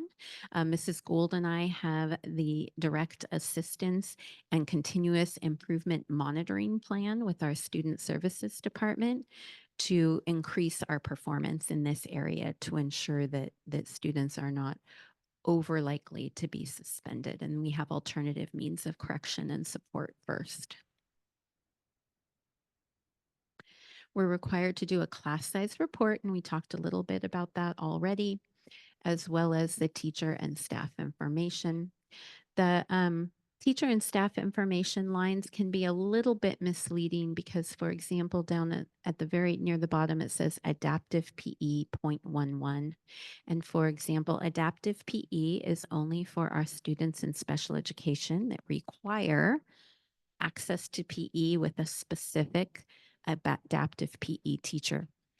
Because every one of our schools has students that qualify for that program, they get a tiny piece of the very few number of adaptive PE teachers that we have across our district. They are itinerant staff that work at multiple sites. So it looks like a very funny little, they have 0.1 of a person.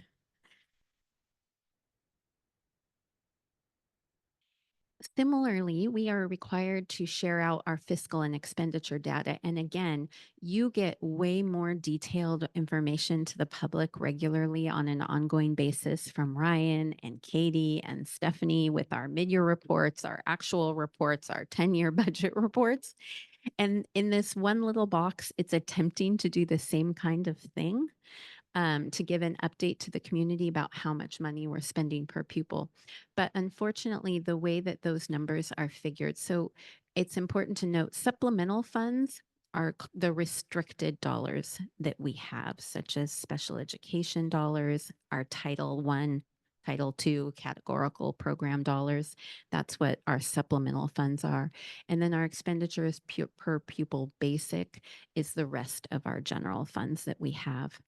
But because our schools have such significant differences in the number of students that attend, but some of the positions in our schools still cost the same amount of money, it disproportionately gives some misleading information. So let me give you an example. Del Mar Elementary School with 250 kids has one principal, and they make a certain amount of money. So you take their salary and divide it by 250 students. At C.L. Smith, they also have exactly one principal, but they have 500 students that principal is serving. And so you divide their salary by 500. And so it might appear that we're spending a much different number on each student in the school because of the way that this is being calculated.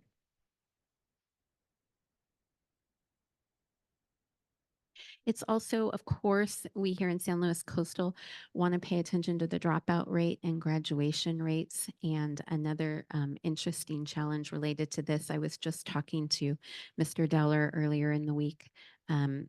The way that the state chooses to count or not count dropouts and graduation rates kind of changes over time. For example, we were talking about how what used to be for continuation schools, a student had to be enrolled 90 days for them to count as a student. and then count against them being graduated. The state has removed that and said anyone who's been in your school any amount of time counts as one of the kids you must graduate, which is great in terms of making sure no child falls through the cracks. But it's also really hard to be held accountable for a student who may only attend your school a week because of the transient nature often of our alternative students. And so the dropout graduation rates here in San Luis Coastal are very high and very good compared to others in the area. And we're very proud of that work and continue to strive to make sure no children fall through the cracks. And finally, we talk about our post-secondary preparation information, how many classes are offered for APs and how many students of the total population are in those classes. Again, this is all information you have heard before in our dashboard presentations. You've heard these in our AP presentations earlier this year with Mr. O'Connor. So one of the questions that might come to mind is, how is a SARC, a School Accountability Report Card, different from the single plan for student achievement? Because they are both meant to be tools for continuous improvement, and I wanted to compare the two kind of directly. The School Accountability Report Cards are specifically with a lens towards parents and community with information about each school. They allow the public, as I said at the beginning, to evaluate schools using kind of the same metrics, attempting to compare apples to apples and not allowing districts to just highlight the thing they're really good at in the reports. School accountability report cards are an effective way for a school to report on its progress towards its goals. But I'd like to highlight that it is a particularly post-action sort of report. It is looking backwards in time to report on what has been accomplished, and it is not necessarily a forward in time looking document that's making the vision and hopes and dreams of what we plan to achieve next at any given school. And that document is really the single plan for student achievement. The single plan for students' achievement are built from the board priority goals that you set that lead into the LCAP goals, which is informed by our community input. And then schools get to write their own individualized goals within those areas of focus. And so really the school single plan for student achievement is school level planning in one plan. And it's related to then what we report to the state in the CONAP and our federal improvement programs, like our title programs. The single plan for student achievement is designed to work with our LCAP to monitor and promote student achievement. So again, if you remember at the beginning, I told you our principals are eligible or able to fill in some narrative sections of the school accountability report card.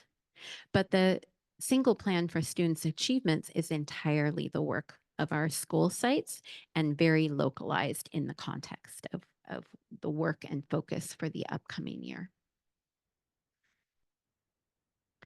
So I am ready for any questions or feedback you have. First, we'll go to the public, which we don't have much present here at this hour, and I see no one, and Ms. Dawson is indicating no one via Zoom. All right, we'll come to the board. Any questions or feedback? Hey, Mr. Buckman. Yep. So I was kind of insistent that there be a board presentation. So first of all, I want to be thankful that it's here. And I really just, I'm so excited that you did it. And I'm so excited that the SARCs are available to the parents, because when the data is given, it's usually 3 years back. And then when like 2019, 2020, 21. And so the parents get to see how their schools are doing. And so when you're talking about looking backward to make improvement, this actually shows the parents whether the schools are improving or not. And so that's a very exciting thing. I did have just one question. Is when we looked at the support staff and we look at the staffing for support staff, I'm wondering, the only thing, is there a formula that we use so that if we have so many children and and we have so many kids that are IEPs, and so that we actually come up with, you know, 0.58 nurse, a percent librarian. I'm just kind of, I don't know how we would arrive at those numbers, but that would just be a real quick. So basically, I mean, as you said, so again, at one FTE, Right. a nurse may, again, is an 8-hour employee, right? So you might have a 6-hour employee, a 4-hour employee, 5-hour, depending on certain school sites, right? You might have more EL learners. Right. So you're going to have more EL aides, such as like a Pacheco or a CL Smith or Hawthorne per se, versus the other schools you're not. So we have certain schools that have a lot of special education classes. So Los Ranchos, CL Smith, Del Mar. And so again, they're going to see more support staff then because those programs are on their campus. So that, and so it's really just a formula at that point of then by school site, how many FTE for each of those types of positions. Thanks. And then Yeah. the other thing for me was, um, I was able to, a lot of the reports that we get from staff during the year are the whole district. And that's, you know, pretty exciting. But for me, this was the first time I went, whoa, I actually can see site by site. And so that was another reason that I asked for this. So I appreciate it. And I think that this is partly for me where the launching point is for where we need to make improvements and where we're doing well. Mr. Clausen. Thanks for the thorough presentation. I had a question about the SPSAs, the Single plans for single student plan for achievement. student. Okay. I took away school achievement, so I got the S wrong. Well, so how do we look at those, and when do we discuss those, and how do we kind of ensure continuity across schools, and how do we rationalize those against the SARC? I mean, I understood that slide, but I love to learn a little more about the SPSA.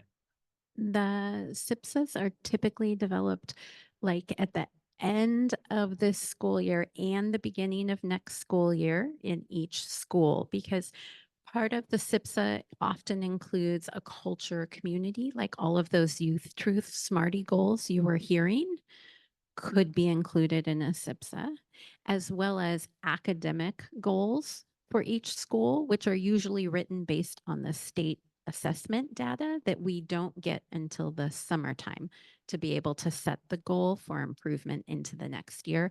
I don't remember off the top of my head, Dr. Prater, do you remember the month that Stephanie did those presentations? Was it November? Yeah, we typically bring all the single plans for student achievement to the board in October, That's it. November. Yeah, that's what I thought. And it's a big deal. We give them to you a couple weeks in advance now, because before we give them to you on a Friday, and you'd have to read hundreds and hundreds of pages before the board meeting on Tuesday. So we try to get it to the board 2 weeks in advance to give you guys chances to read. But as Lisa said, it's exactly right. The board,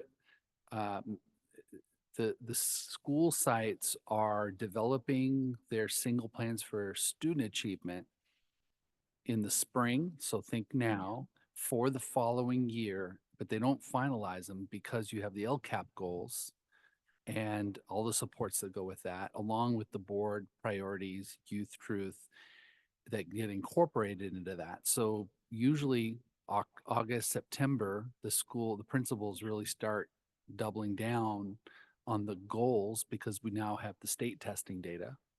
And now they're able to really look back on how they did on their results from the prior year's SIPSA. Okay. And so, because we got the state testing, and then they're able to then upload the results, see how they did, and then reestablish new projections based on their results. And so it's a very busy time in the fall when principals get all that information and download it into their SIPSA to see how they did the prior year and incorporate the new objectives. So that is your continuous improvement document. As Lisa mentioned in the slide, that helps you identify the funding for your consolidated application. So you have your state and federal title dollars that you use and are allocated to sites. And that's typically what schools use with their site councils. A little different than school accountability report cards. But I think they can coexist, and we can use them as sort of guiding documents with our site communities. And as we also recruit families into our school district, that they can use both. But they're fundamentally different documents. So I hope that helps. So I'm going to try and express something I've talked with Ms. Yamashita about briefly and trying to make sure that I was on track with my understanding of these a little bit.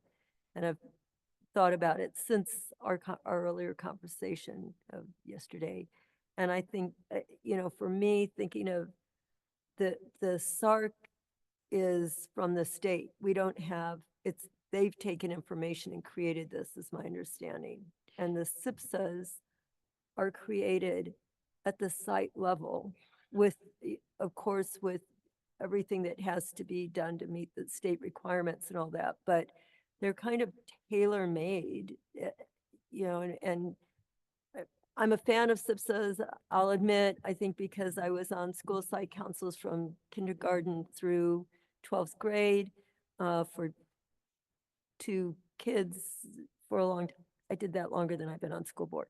So I think that the opportunity to feel that the individual site is providing input based on that site's needs, that then also has to, of course, meet all state requirements and be able to be included in the Khan app and for funding, but that it provides an opportunity for the site itself and site leadership to look at the district goals, their site achievement and needs, and create a document that suits their particular school site. And the SARC doesn't come before the board. We don't have anything to do with that.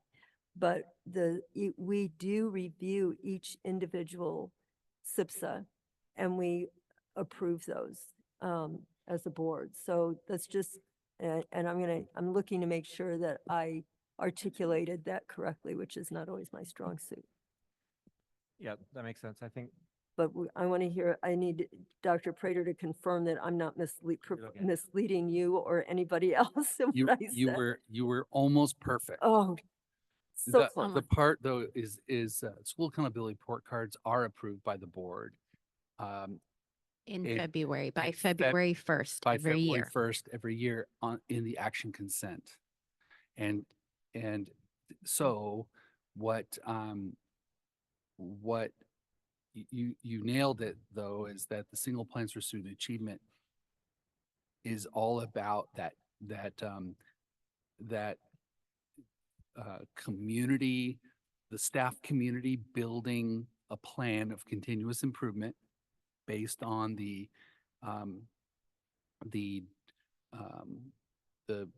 priorities set by the board in the vision, mission, and guiding principles document, along with like the board priorities that are established every year.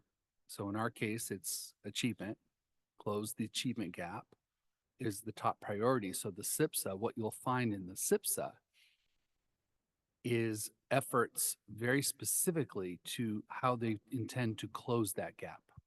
How all means all at their school. And so it's developed in the spirit of how are we making sure all kids are learning and achieving, and how do we support them to do that? And that's based at a local level. And so it'll look different at Hawthorne than it would at Del Mar or Los Ranchos, but one of the things you'll find is on the SARC, it'll be the curriculum that you adopted. And those will be identified in the SARC. But in the SIPSA, it'll take it one step further and it'll say, here's our English language arts program, and here are the metrics for how we're going to show that our kids are learning and growing. And the SARC will say 2-3 years ago, your kids showed X amount of progress. So that could be using something that we're not even currently. Right. So, but like I said, they're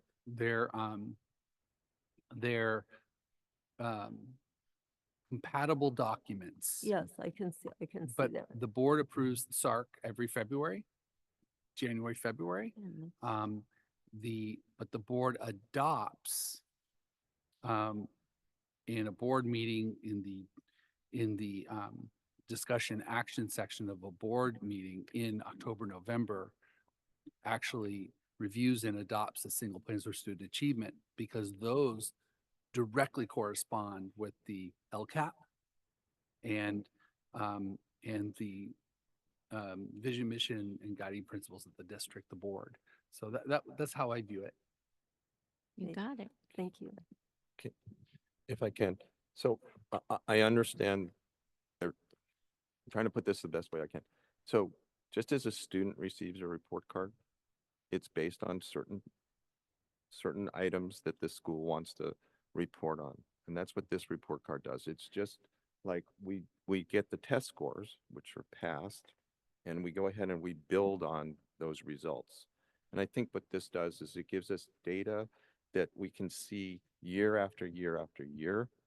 It's, sometimes I get upset because the test we give lasts for 3 years, and then we choose another test and another test. This gives data that a family, the school site, the board can see. It's the same data that we're asking for. We want to know the chronic absenteeism rate, and we can see that year after year. And so what I'm seeing is that the SARC is data that the district probably uses, but is the data that allows the SIPSA, that allows the LCAP, because without the old data, right, you don't know where to spend the money, you don't know what your goals are. And so I think both serve a purpose, but totally entirely different purpose. And so I think there's a value in it. So that's my 2 cents. Mr. Unger. And I just would finish up with, thinking about this and thinking about the data that's presented in the SARC. What we're looking at is old data, and I think I don't want to lose fact ever of the importance of our district common assessments and the information that you're reporting to us, because we are seeing school site data. And that's, I think, the data that's helping us understand whether, in fact, our goals are being achieved. I'm not, this is important, and this is what the state is grading us on. But in terms of the continuous improvement that we need to be making, I think it's those everyday things and those things that are happening in the classrooms and that we'll be able to reflect upon that are really going to make a difference in whether we close the achievement gap or not.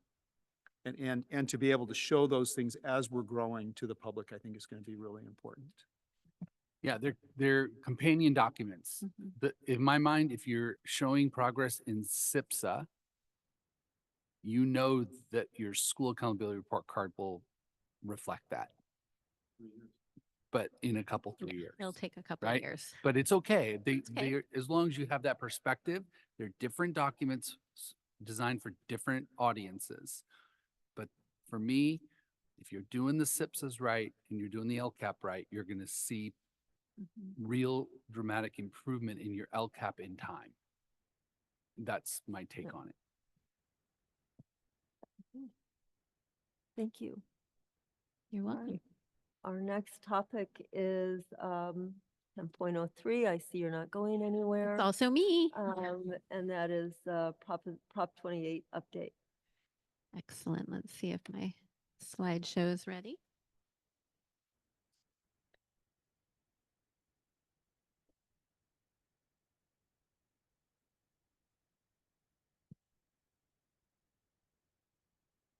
So this is another presentation tonight, not necessarily for your action, but for your information.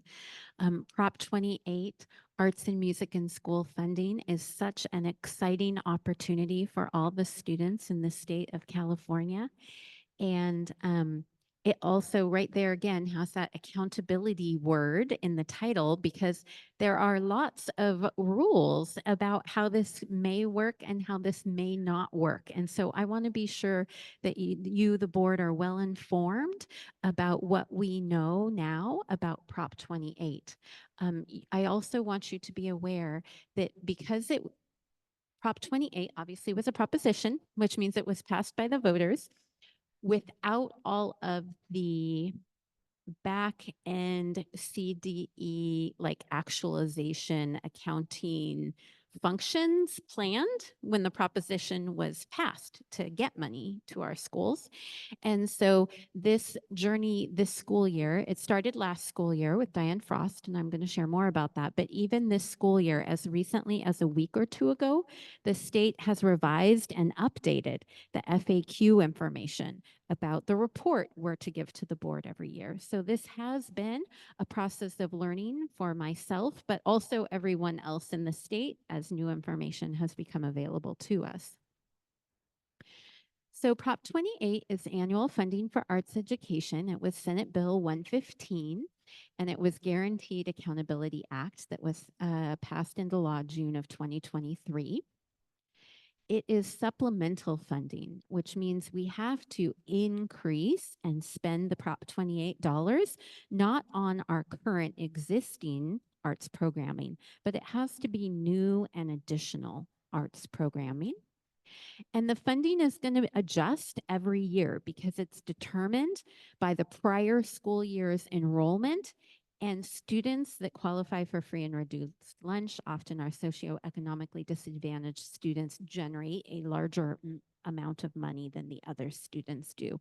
So because it's an amount of money that is fluctuating each year, we in San Luis Coastal have decided to spend it in arrears so that we know exactly how much money we have and then develop a budget to that number. Also, it is school site driven. It is not under the district's purview nor the board's purview to define or decide what arts programming is going to be offered in our schools. And in fact, it specifically says the principal, in collaboration with teachers, families, and students, will select the program to best serve its students. Schools are allowed to pool, and districts can facilitate and pool funding to help facilitate inter-school programs. And we are going to be doing that in a couple cases. I'll share with you more. Okay, was that? Yeah. So here are some of the restrictions and requirements. At least 80% of the dollars must be to employ certificated or classified employees. So we are not allowed to hire artists like Creative Children's Project, many of our schools work with. We're not allowed to just up the amount of contract with Children's Creative Project. We must actually hire through our HR department. They have to get credentials, they have to get fingerprinted and all the things. They have to be our employees. That's what 80% or more of the dollars have to be spent on. Up to 20% of the money may be those contracted services and or materials. And there's actually, it's not on this slide, but you're allowed to spend 1% in administrative costs as well. Each school site is going to submit to the board an annual report for approval to ensure that the funds are being spent appropriately according to the law. Again, the board must approve it annually and send it to the CDE prior to June 30th. But the board will not be approving the program or offerings. They're only approving that we have spent the money within the legal confines. And they define arts in a very broad and interesting, expansive definition. So I wanted you to be sure you know. It can be dance, media arts, music, theater, visual arts, including folk art, painting, sculpture, photography, craft arts, creative expression, graphic arts and design, computer coding, animation, Music composition, ensemble, script writing, costume design got named by itself, which I thought was interesting, film and video. And so those are all the different types of programs that schools may choose to offer their students. These are each individual schools, elementary schools allocation. You'll also notice in the bottom right-hand corner, PEEP, our preschool and prepare special education program gets its own allotment, and it's about $500,000. And our secondary schools also get about another $500,000. Pacific Beach is interesting to note at that $10,000 number when you talk about certificated staff or classified staff. It's exciting for Pacific Beach and they're excited to spend that dollar amount, but $10,000 unfortunately just does not go that far today when we're talking about staffing. But we have a fun plan. I'll tell you more about it. So again, the district's and the board's role is related to this annual report. The board approves and then submits it to the CDE, and we have to post it on our district website. There are only 3 elements of this report. It is the number of full-time equivalent teachers, classified personnel, and or teaching aides, the number of pupils that we're serving, and the number of school sites that are going to provide arts education with these funds. That's all that goes in the report. So far, what support has we provided? Well, back in 22-23, I alluded to this already. My predecessor and wonderful educator, Diane Frost, had pulled together a group of advisory committee district-wide community communications, and they met in February. And they reviewed what current arts programming we already have in San Luis Coastal, and they collected some written feedback about what was summarized and shared with the committee. And that was kind of prior to the understanding that the district can't direct how the funds were going to be spent, that it had to be spent at the school level. But we did collect from all of this groups, and I have her notes and nameplates and everything in my office to get some feedback from our community and start the conversation. So right now, what are our school sites planning? So at the elementary level, we have a bilingual music and performing arts plan. Some schools are doing visual arts, theater plan, dance plan, ceramics plan, and some additional music instruction that we don't currently have in our primary grades. And at the secondary schools, we're looking at focusing on digital media arts with our middle schools, and our high schools focusing on dance programs, and then artist in residence program, that's Pacific Beach's plan to have an artist in residence come and visit throughout the school year and work on art program. Also, SLCUSD wants to recognize that our partnership with San Luis Coastal Foundation with our middle school arts programming and digital media arts as our proposal. We're talking about the need for, right now, elementary iInnovate is robust with lots of digital media arts preparation and instruction, and our CTE programming at the high school for iInnovate continues on, and that there's kind of that gap in the middle. And so San Luis Coastal Foundation is planning to partner with our schools to help provide at the middle level some of the technology, hardware, and materials that we would need to do that well. So the next steps is by June 2024, that's by the end of this school year, we're hoping the school site councils each approve their site proposal. So it'll be in an agenda and then minutes that the school site council approves whatever program or plan that meets the legal requirements. Then programs are scheduled to begin in 24-25, and you will also receive an annual report to the board prior to the end of this school year. And then sites get the opportunity to review and revise their plan each year. There is, interestingly enough, although the plan requires hiring staffing, you are not required to keep the same arts program going every year.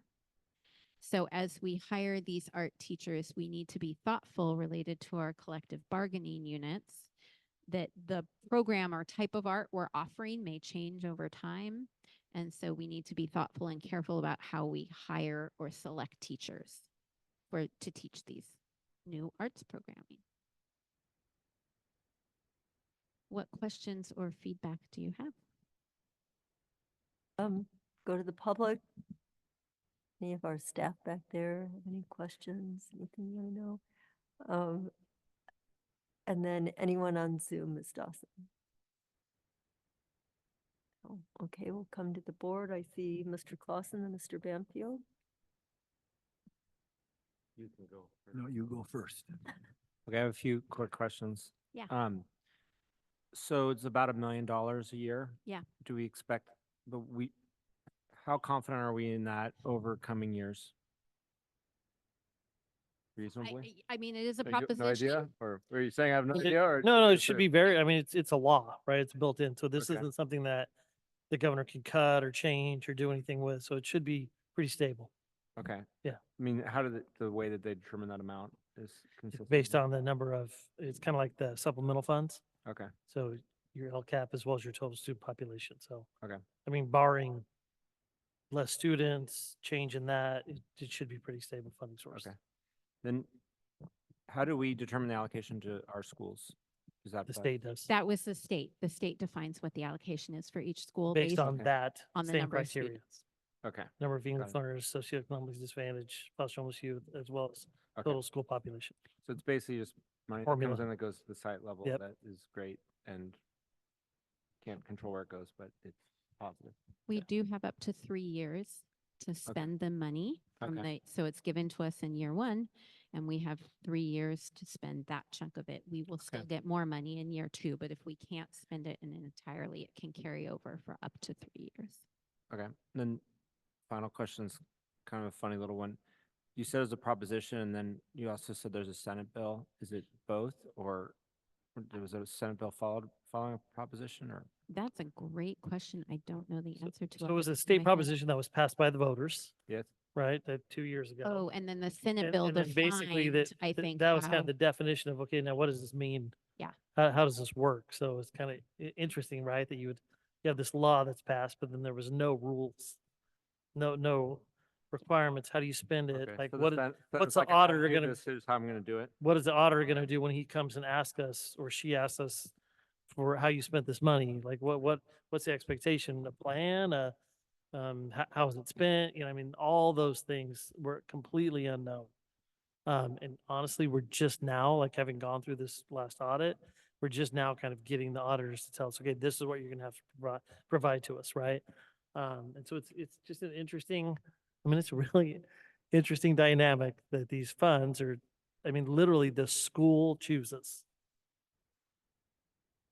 And so that, you know, where we could have maybe got more bang for the buck if we all put everything together and did a big project, we'd still, you know, go sites. It's an interesting dynamic. So we'll see how this pans out, and I think schools will try things, and Some of our schools are trying Yeah. to work together. Los we'll see how it Ranchos goes. and Pacheco right now are planning to share one full-time person because they each have about a half-time person. Also, some of our schools on the coast are talking about combining their funds and sharing a person because they have an interest in doing the same types of art programming. On the other hand, one of our elementary schools is focusing entirely on ceramics, and they're not sharing because they know a person that wants to do ceramics. Okay, Mr. Banfield and Mr. Buckman. First of all, I want to thank Dr. Prater and you, Lisa, and Stephanie the other day. You reviewed a lot of this in a detail I was able to understand. I appreciate that. Based on the presentation I saw the other day, I noted that one school had elected to do music for their TK3, and I happened to be at that school today. And for unrelated business, I visited with that site administrator afterwards because I wanted to find out a little bit about how that site had decided on music. So I asked him, I said, well, why'd you decide on music? He goes, well, you know, we were presented another plan previously, and some of our staff wasn't too sure about this, and so we sent out kind of a survey, is what he said. And based on the survey and he had put together a Proposition 28 committee and working with the site council, they elected to do music, TK3. So I said to him, well, now I understand each year you're going to be able to review how the program went. You're going to be able to go ahead and share your results. And he said, yes. I said, I hope that the program flies well and that you share it with the other sites. Because I'm an advocate for restoring K3 music to the primaries. But anyway, he said he was anxious to get it started. He was anxious to give it a try. And so I thought that was quite interesting. So we'll see what happens. All we can do is wait and see. Thank you. Mr. Buckman. Yeah, so Ryan, help me understand. Sorry, help me understand. 80% of the money has to be go to staffing. At least At least. 80% has to go okay, to at least to school district staffing. school district So- staffing, but not existing staff. It could be existing can staff be? if it is supplementing what we're Okay. currently doing. So if you had a 0.5 music So- teacher, you wanted to make them 1.0. Okay. Or if So you have an accompany it. Again, they have to be union bargaining members. appreciate that. My biggest concern is this is one-time money. Uh-huh. We're gonna end up with ongoing staff Temporary. Yeah, we're gonna. or ongoing whatever, 0.25 to full-time. Mhm. And it seems to me like through this proposition, they're telling us how to spend our staffing money. And we could be committing to millions and millions of dollars down the road in a time when the state's looking at a budget crisis. We'll have to be very cautious. Yes. So as much as I support the arts, it's like almost like maybe we shouldn't spend this money. Yeah, It's kind of scary sitting here saying we're going to have to approve the budget. it is. Okay, I just want to make sure I understand this. Mr. Buckman, I appreciate that. And Mr. Banfield, I so appreciated meeting with you as well. What's really nerve wracking for me is this is complicated. Great ideas, wonderful ideas. Questionable whether there's enough resources. When you look at the real costs of employment, I don't think it covers it. And then, if you're a teacher on the ground and you're having this new English language arts adoption that says 90 minutes each day dedicated to English language arts, and then you're going to have the math saying 75 to 85 minutes a day. And then we haven't even talked about history, science. Now science is on the dashboard. And and then you have your morning recess, your lunch recess, and then your afternoon recess. And library, and I innovate. And library, and all the great things we're doing for kids. I'm not suggesting any of that is wrong. I feel for our teachers on the ground when I know as a former teacher and principal how frustrating it was when some teachers had a great schedule in terms of blocks of uninterrupted time. And others, because of the schedule and limitations, their schedule looked like Swiss cheese throughout the day and trying to get dedicated uninterrupted time. And when you do provide the kids this great opportunity for the arts, if it's a classified teacher, a classified staff member, the teacher has to participate in the lesson development. And they have to be there with the kids. So it's not really a time off. It's not a break. And if it's a certificated teacher you're hiring, reasonably speaking, teachers are going to use that as a break time. And believe me, I'm one that believes teachers need more time for prep. I really believe it. But it's going to be very difficult if that creates a precedent. And now we're bound to that precedent and it becomes problematic down the road. So how we approach Prop 28, which is why I appreciate Lisa putting this together and sharing it with you, is I just want to share with you, on one hand, it's a wonderful thing. On the other hand, executing it properly and doing it well, while maintaining fiduciary responsibility and honoring the job of a teacher during the day is anything but simple. And so I just want to make sure everyone on the board and whoever's listening understands that this is one of those things, the best of intentions could ultimately be a very, very challenging reality. And that's all I would like to say. Okay, anyone else? Thank you, Ms. Mabashida. Okay, our next item is 10.04, approval of annual declaration of need for fully qualified educators. This will be an action item. Mr. Block. Yes, this is, I come to you annually for this. This is our, excuse me, our best guess in anticipated needs based on where we are in recruiting. Last year, we did a very identical estimation for you. And again, this gives us a safeguard to accept applicants. If we don't have them, if we don't do enough of these, we have to come back and ask for more. And you might remember I did that last year and came back in the fall for one in the area of special education. Last year, we ended up using about 40% of the ones that we had. So again, a little bit over just to be safe in case we have a need that we didn't plan for. Right, I'll go to the public for any questions or comments on this item. Anybody here? Anybody online, Ms. Dawson?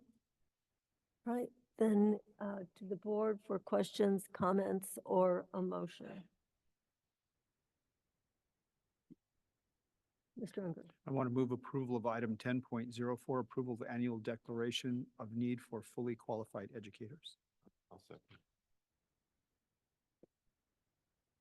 Right, Mr. Unger. Yes. Mr. Buckman. Yes. Mr. Clausen. Yes. Ms. Hinton.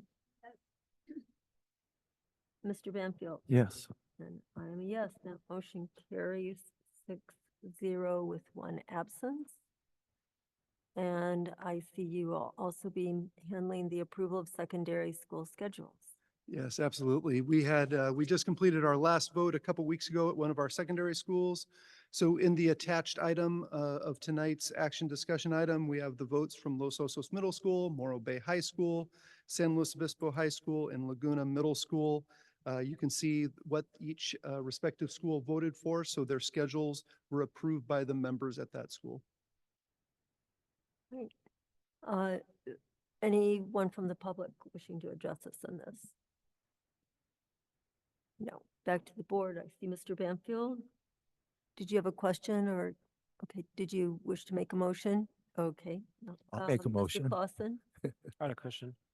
I was curious if the vote kind of proportions have been fairly consistent over the last few years or have fluctuated notably. My perception is they're consistent, but. Yeah, one's pretty consistent. One school site last year was, you might remember, passed by a very narrow margin. There are, most of the schedules passed by a greater margin, or that school passed by a greater margin this year. The others were similar. I would add that that was a change from a previous schedule. And so, sometimes when it's new, so I think that's a good sign that more people felt that schedule met the needs. So the votes are supporting continuation of what we're doing. Precisely.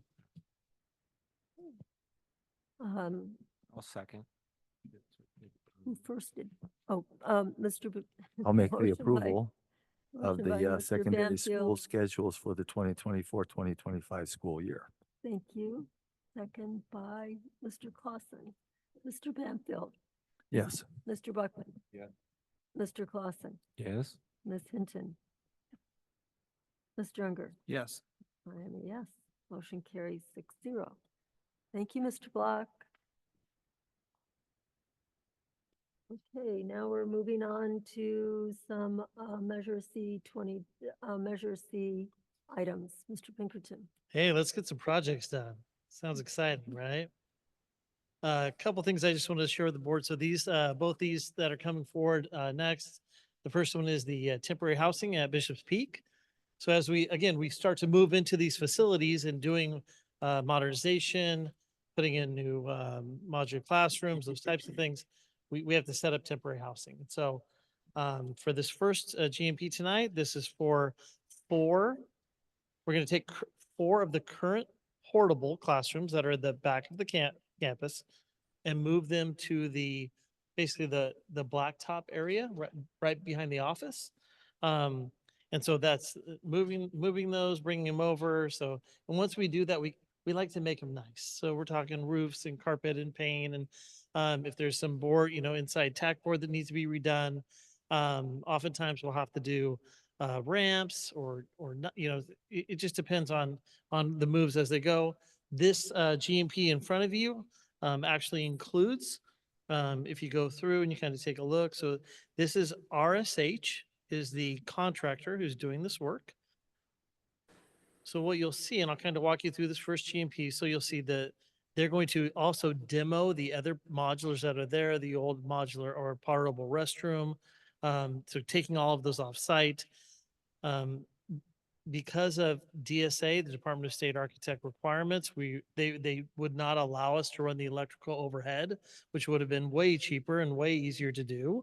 So we're actually going to have to go underground and connect that way, which means you have to excavate and put new asphalt down and dig, those types of things. So I will say that, and I'll share this at the next study session, the requirements that DSA is making us do seemed just ridiculously tougher and stricter, and of course everything comes with a cost, right? So it just drives up our costs, which means that we're able to do less projects. So I'll explain some of those. Again, at today's session, get a little more detail.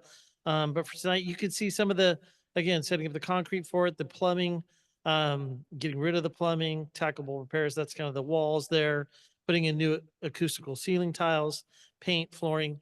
And again, it seems like a lot of money, but these 4 classrooms are going to be used for the next 7 or 8 years on those campuses, right? As we go into the first kindergarten wing, then we go into the next classroom wing, then we go to the next classroom wing. So it is an investment, but it's something that of course is necessary to be able to have construction happen on the campus for those other sites.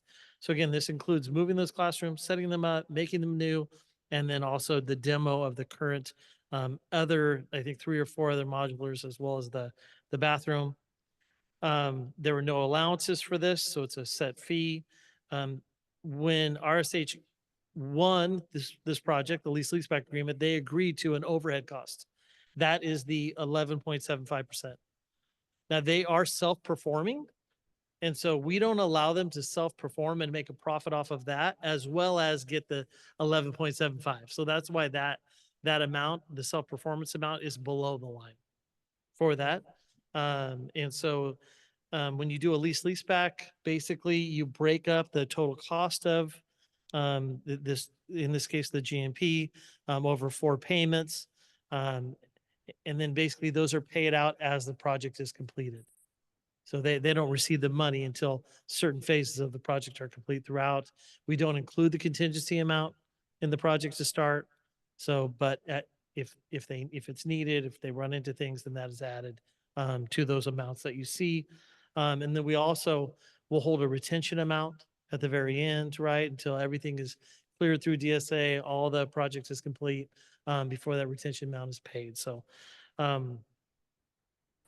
this basically is to start that first phase at Bishop's Peak for the temporary housing. And so in this case, the GMP amount is $545,905.04 for those 4 classrooms, as well as the other demo work and site preparation. Okay, we'll go to the public for any questions or comments. Seeing none, Mr. Clausen. That all made sense. I just had one kind of clarification area. Uh-huh.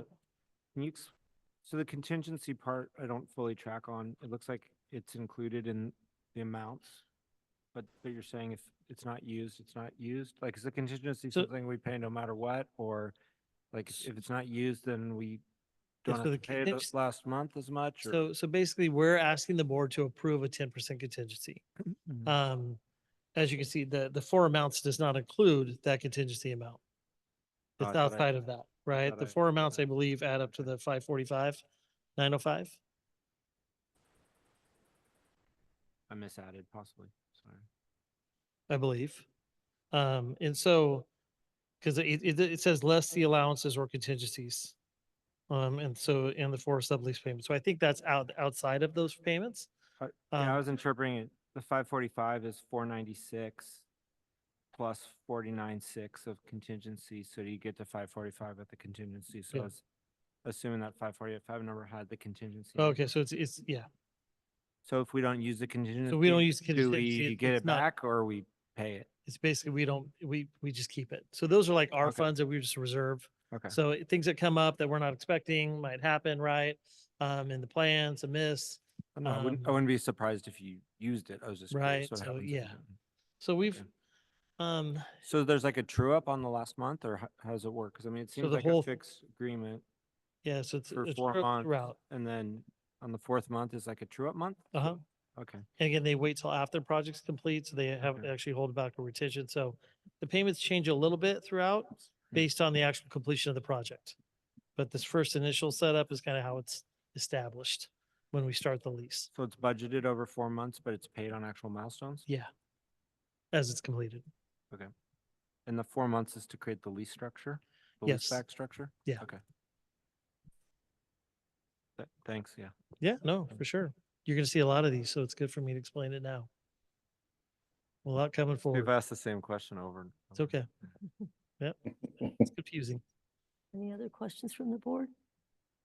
Okay, this is an action item. Anyone like to make a motion? Mr. Unger. Sure, I'll move approval of of item 10.06, Measure C22, leaseback sublease amendment number 1, setting the GMP for Bishop Peak Phase 1 temporary housing project. Okay, Mr. Buckman, wouldn't you like to second that? I would love to. Okay, thank you. Anything that Chris says on. All right, Mr. Unger, Yes. Mr. Buckman, Yes. Mr. Clausen, Yes. Ms. Benton. Yes.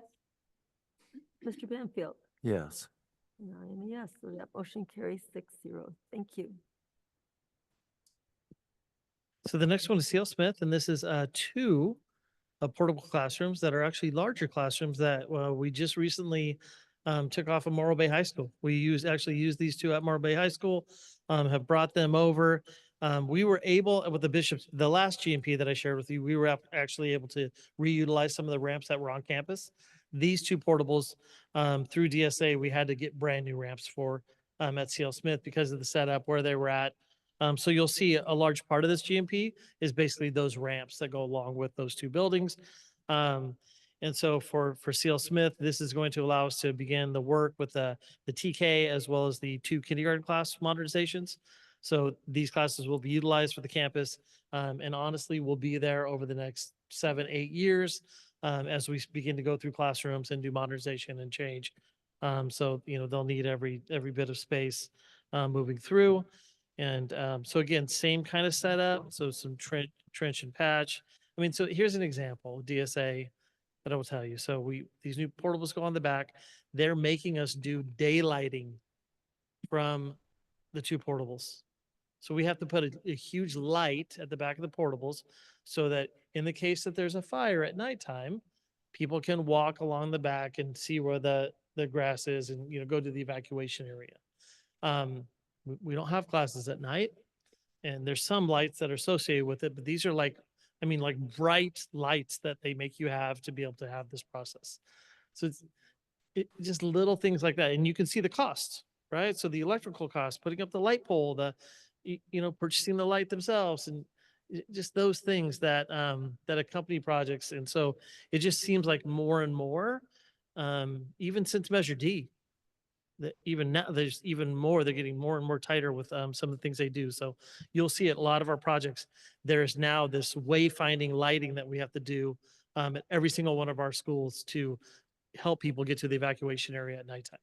Again, there are already lights there in the hallways, in the ceilings as you walk around, but these are like really bright lights that that get that accomplished. So it's just, it's an interesting concept. And so we're doing our best to keep those costs down. Again, no allowances. It's a pretty straightforward project. I will tell you that, so for Wysong and RSH that are doing self-performing, they also have to provide other bids. So they don't just get to hey, self-perform and here's what I'm going to charge. So they get multiple bids in all of the areas that they're self-performing. And so if they're low, they're able to have that project. So again, their approved, Wysong's approved fee was the 11.2 for this project. The things that he's actually self-performing are below the line. So he doesn't get that on top of his profit for those doing the self-perform work. Again, small projects like this, we try to do about a 10% contingency. It's not a whole lot of money, right? Larger projects, you're going to see that number drop to maybe 5%, right? If it's a $10 million, building or those types of things. So again, trenching, patch, there's some work to get those set up, some gate work so that we have student access to those buildings while we're doing construction at the TKK sites. A little bit of ceiling repair. The roofs on those buildings were just redone when we did them at Morro Bay, so they're actually in pretty good shape. Painted, those types of things. So it's a little bit of interior work that needs to be done, along with, again, the biggest cost was really the ramps. I believe at Morro Bay, the way they were set at Morro Bay, it was much easier to get to. We could utilize the ramps, but at CL Smith, those same ramps won't work. So we're gonna bring those on. Seems like a lot, but again, long term, having these temporary classrooms is something we're gonna need to have students on campus. Anyone from the public? No, back to the board for questions or comments. Mr. Banfield. Ryan, who's the group? Is it the same group that's telling us that we have to do all our wiring under the ground? Is So the that's same?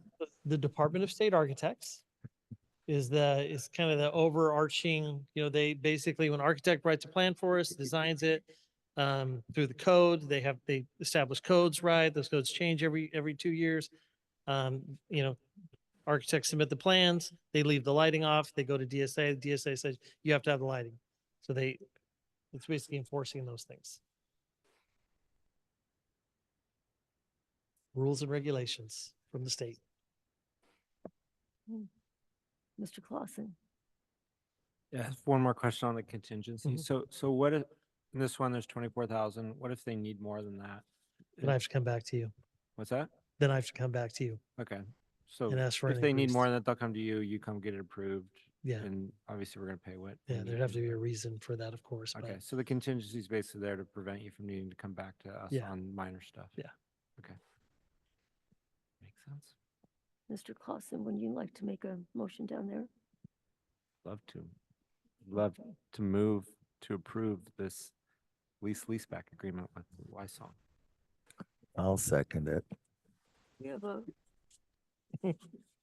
I get kind of pushy at the end of the night. All right, we have a motion by Mr. Clausen and a second by Mr. Banfield. Mr. Clausen, Yes. Mr. Banfield, Yes. Mr. Buckman, Yes. Ms. Hinton. Yes. So again, kudos to Chris Bonnet and his team and our project managers. We bring this tonight, but realize these are like months in the making. This is Chris Bonnet, the project manager, sitting down with the contractor, going through each cost. Why? What are you doing? How for, sitting with architects, make sure the plans are right. Like there's a lot that goes into these things that we quickly do. So I just want to recognize them for the work they do. And again, I'm super excited to start this Measure C work. And I want to thank the public, right, for approving Measure C and allowing us to improve our school sites. I look forward to having them all look like our two comprehensive high schools do. Thank you. All right, our next item is 10.08, proposed revisions to board policy 3400. Mr. Mashida. Good evening again. I am here to share with you the first reading of Board Policy 3400, Management of District Assets and Accounts. Thank you for Ms. Sheffer, Mr. Buckman, and Ms. Hinton for working with me a couple weeks ago on updating this policy we bring to you tonight. It's to reflect the new law, SB 1439 from back in 2022, related to the conflict of interest from campaign contributions and existing conflict of interest provisions. So essentially, it's an update to provide that governing board members, as well as district employees involved in the making of contracts, must comply with our own conflict of interest policy that's already specified in our board bylaws.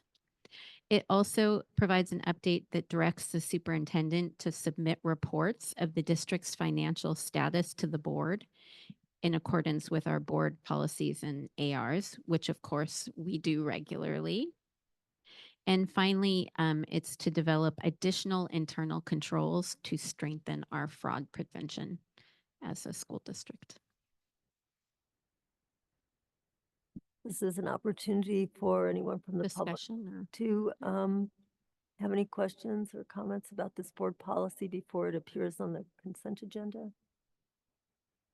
Nothing? Anyone from the board? All right, okay to bring this back on the consent agenda the second time round? Okay, good, thank you. All right. We're now at that portion of our program for the action consent calendar. Please let me know if you'd like anything pulled. 11.01, approval of certificated and classified personnel items. 11.02, acceptance of donations. 11.03, approval of field study trip requests, San Luis Obispo High School volleyball. 11.04, approval of minutes of February 15, 2024. 11.05, approval of minutes from February 20, 2024. 11.06, approval of minutes from March 5, 2024. 11.07, approval of minutes from March 12, 2024. 11.08, approval of minutes from March 14, 2024. 11.09, disposal of surplus. 11.10, approval of warrants and payroll. Mr. Unger. Oh, I'll move approval of items 11.01 to 11.10. And I'll second, because Chris. Wow. Okay, we have a motion by Mr. Unger, a second by Mr. Buckman. Mr. Unger. Yes. Mr. Buckman. Yes. Mr. Clausen. Yes. Ms. Hinton. Yes. Mr. Banfield. Yes. And I am a yes, so that motion carried 6-0. All right, anything for advanced agenda? I'd like to move shorter meeting. I see Mr. Banfield's light on and Ms. Hinton's light on. Or is that? Thank you. All right, in that case, our meeting is adjourned. Oh, yeah, we have board reports. That's why your lights were on. Mr. Banfield, thank you. I'll try not to get too personal with this, but I found it very interesting. I had the great privilege of attending Monarch Grove's open house. And it was just, you know, that campus just glows. They're great, great staff and everything. And what was really fun was, so near the end of the evening, I said, you know, I still haven't gone to the fourth grade classes. So I went to the fourth grade classes and looking around, and there I found on the desk the all pellet science and the 49er journals. And those brought it all back. It was really neat.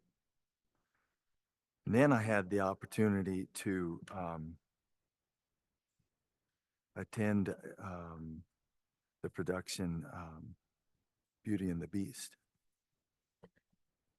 And oh, what a production it was. Technically flawless. The casting was incredible. The boy that played the Beast had a great set of pipes. The girl that portrayed Belle, you close your eyes and as she was speaking, you'd swear it was the person that was in the animated classic. Well, what was interesting was at the end of the show, you know, we were getting ready to leave and a woman approached us and she identified herself as the parent of the student that played Belle. And she said, I know you and I want to thank you because your daughter helped my daughter encourage her to sing. And of course, that's in reference to our daughter Holly when she taught at the district.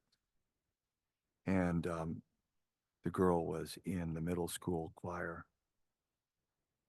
And after Holly left, she kept in touch with that girl and gave her Zoom lessons. And so we had a picture taken of us and we sent it to Holly and she was quite thrilled. That was a real neat experience. Nice. Anyone else? Just, Mr. Unger. I also went to Beauty and the Beast and it was great. 2 thumbs up. All right. Thank you, everyone. This concludes our meeting until our study session is our next meeting. Thank you, everyone.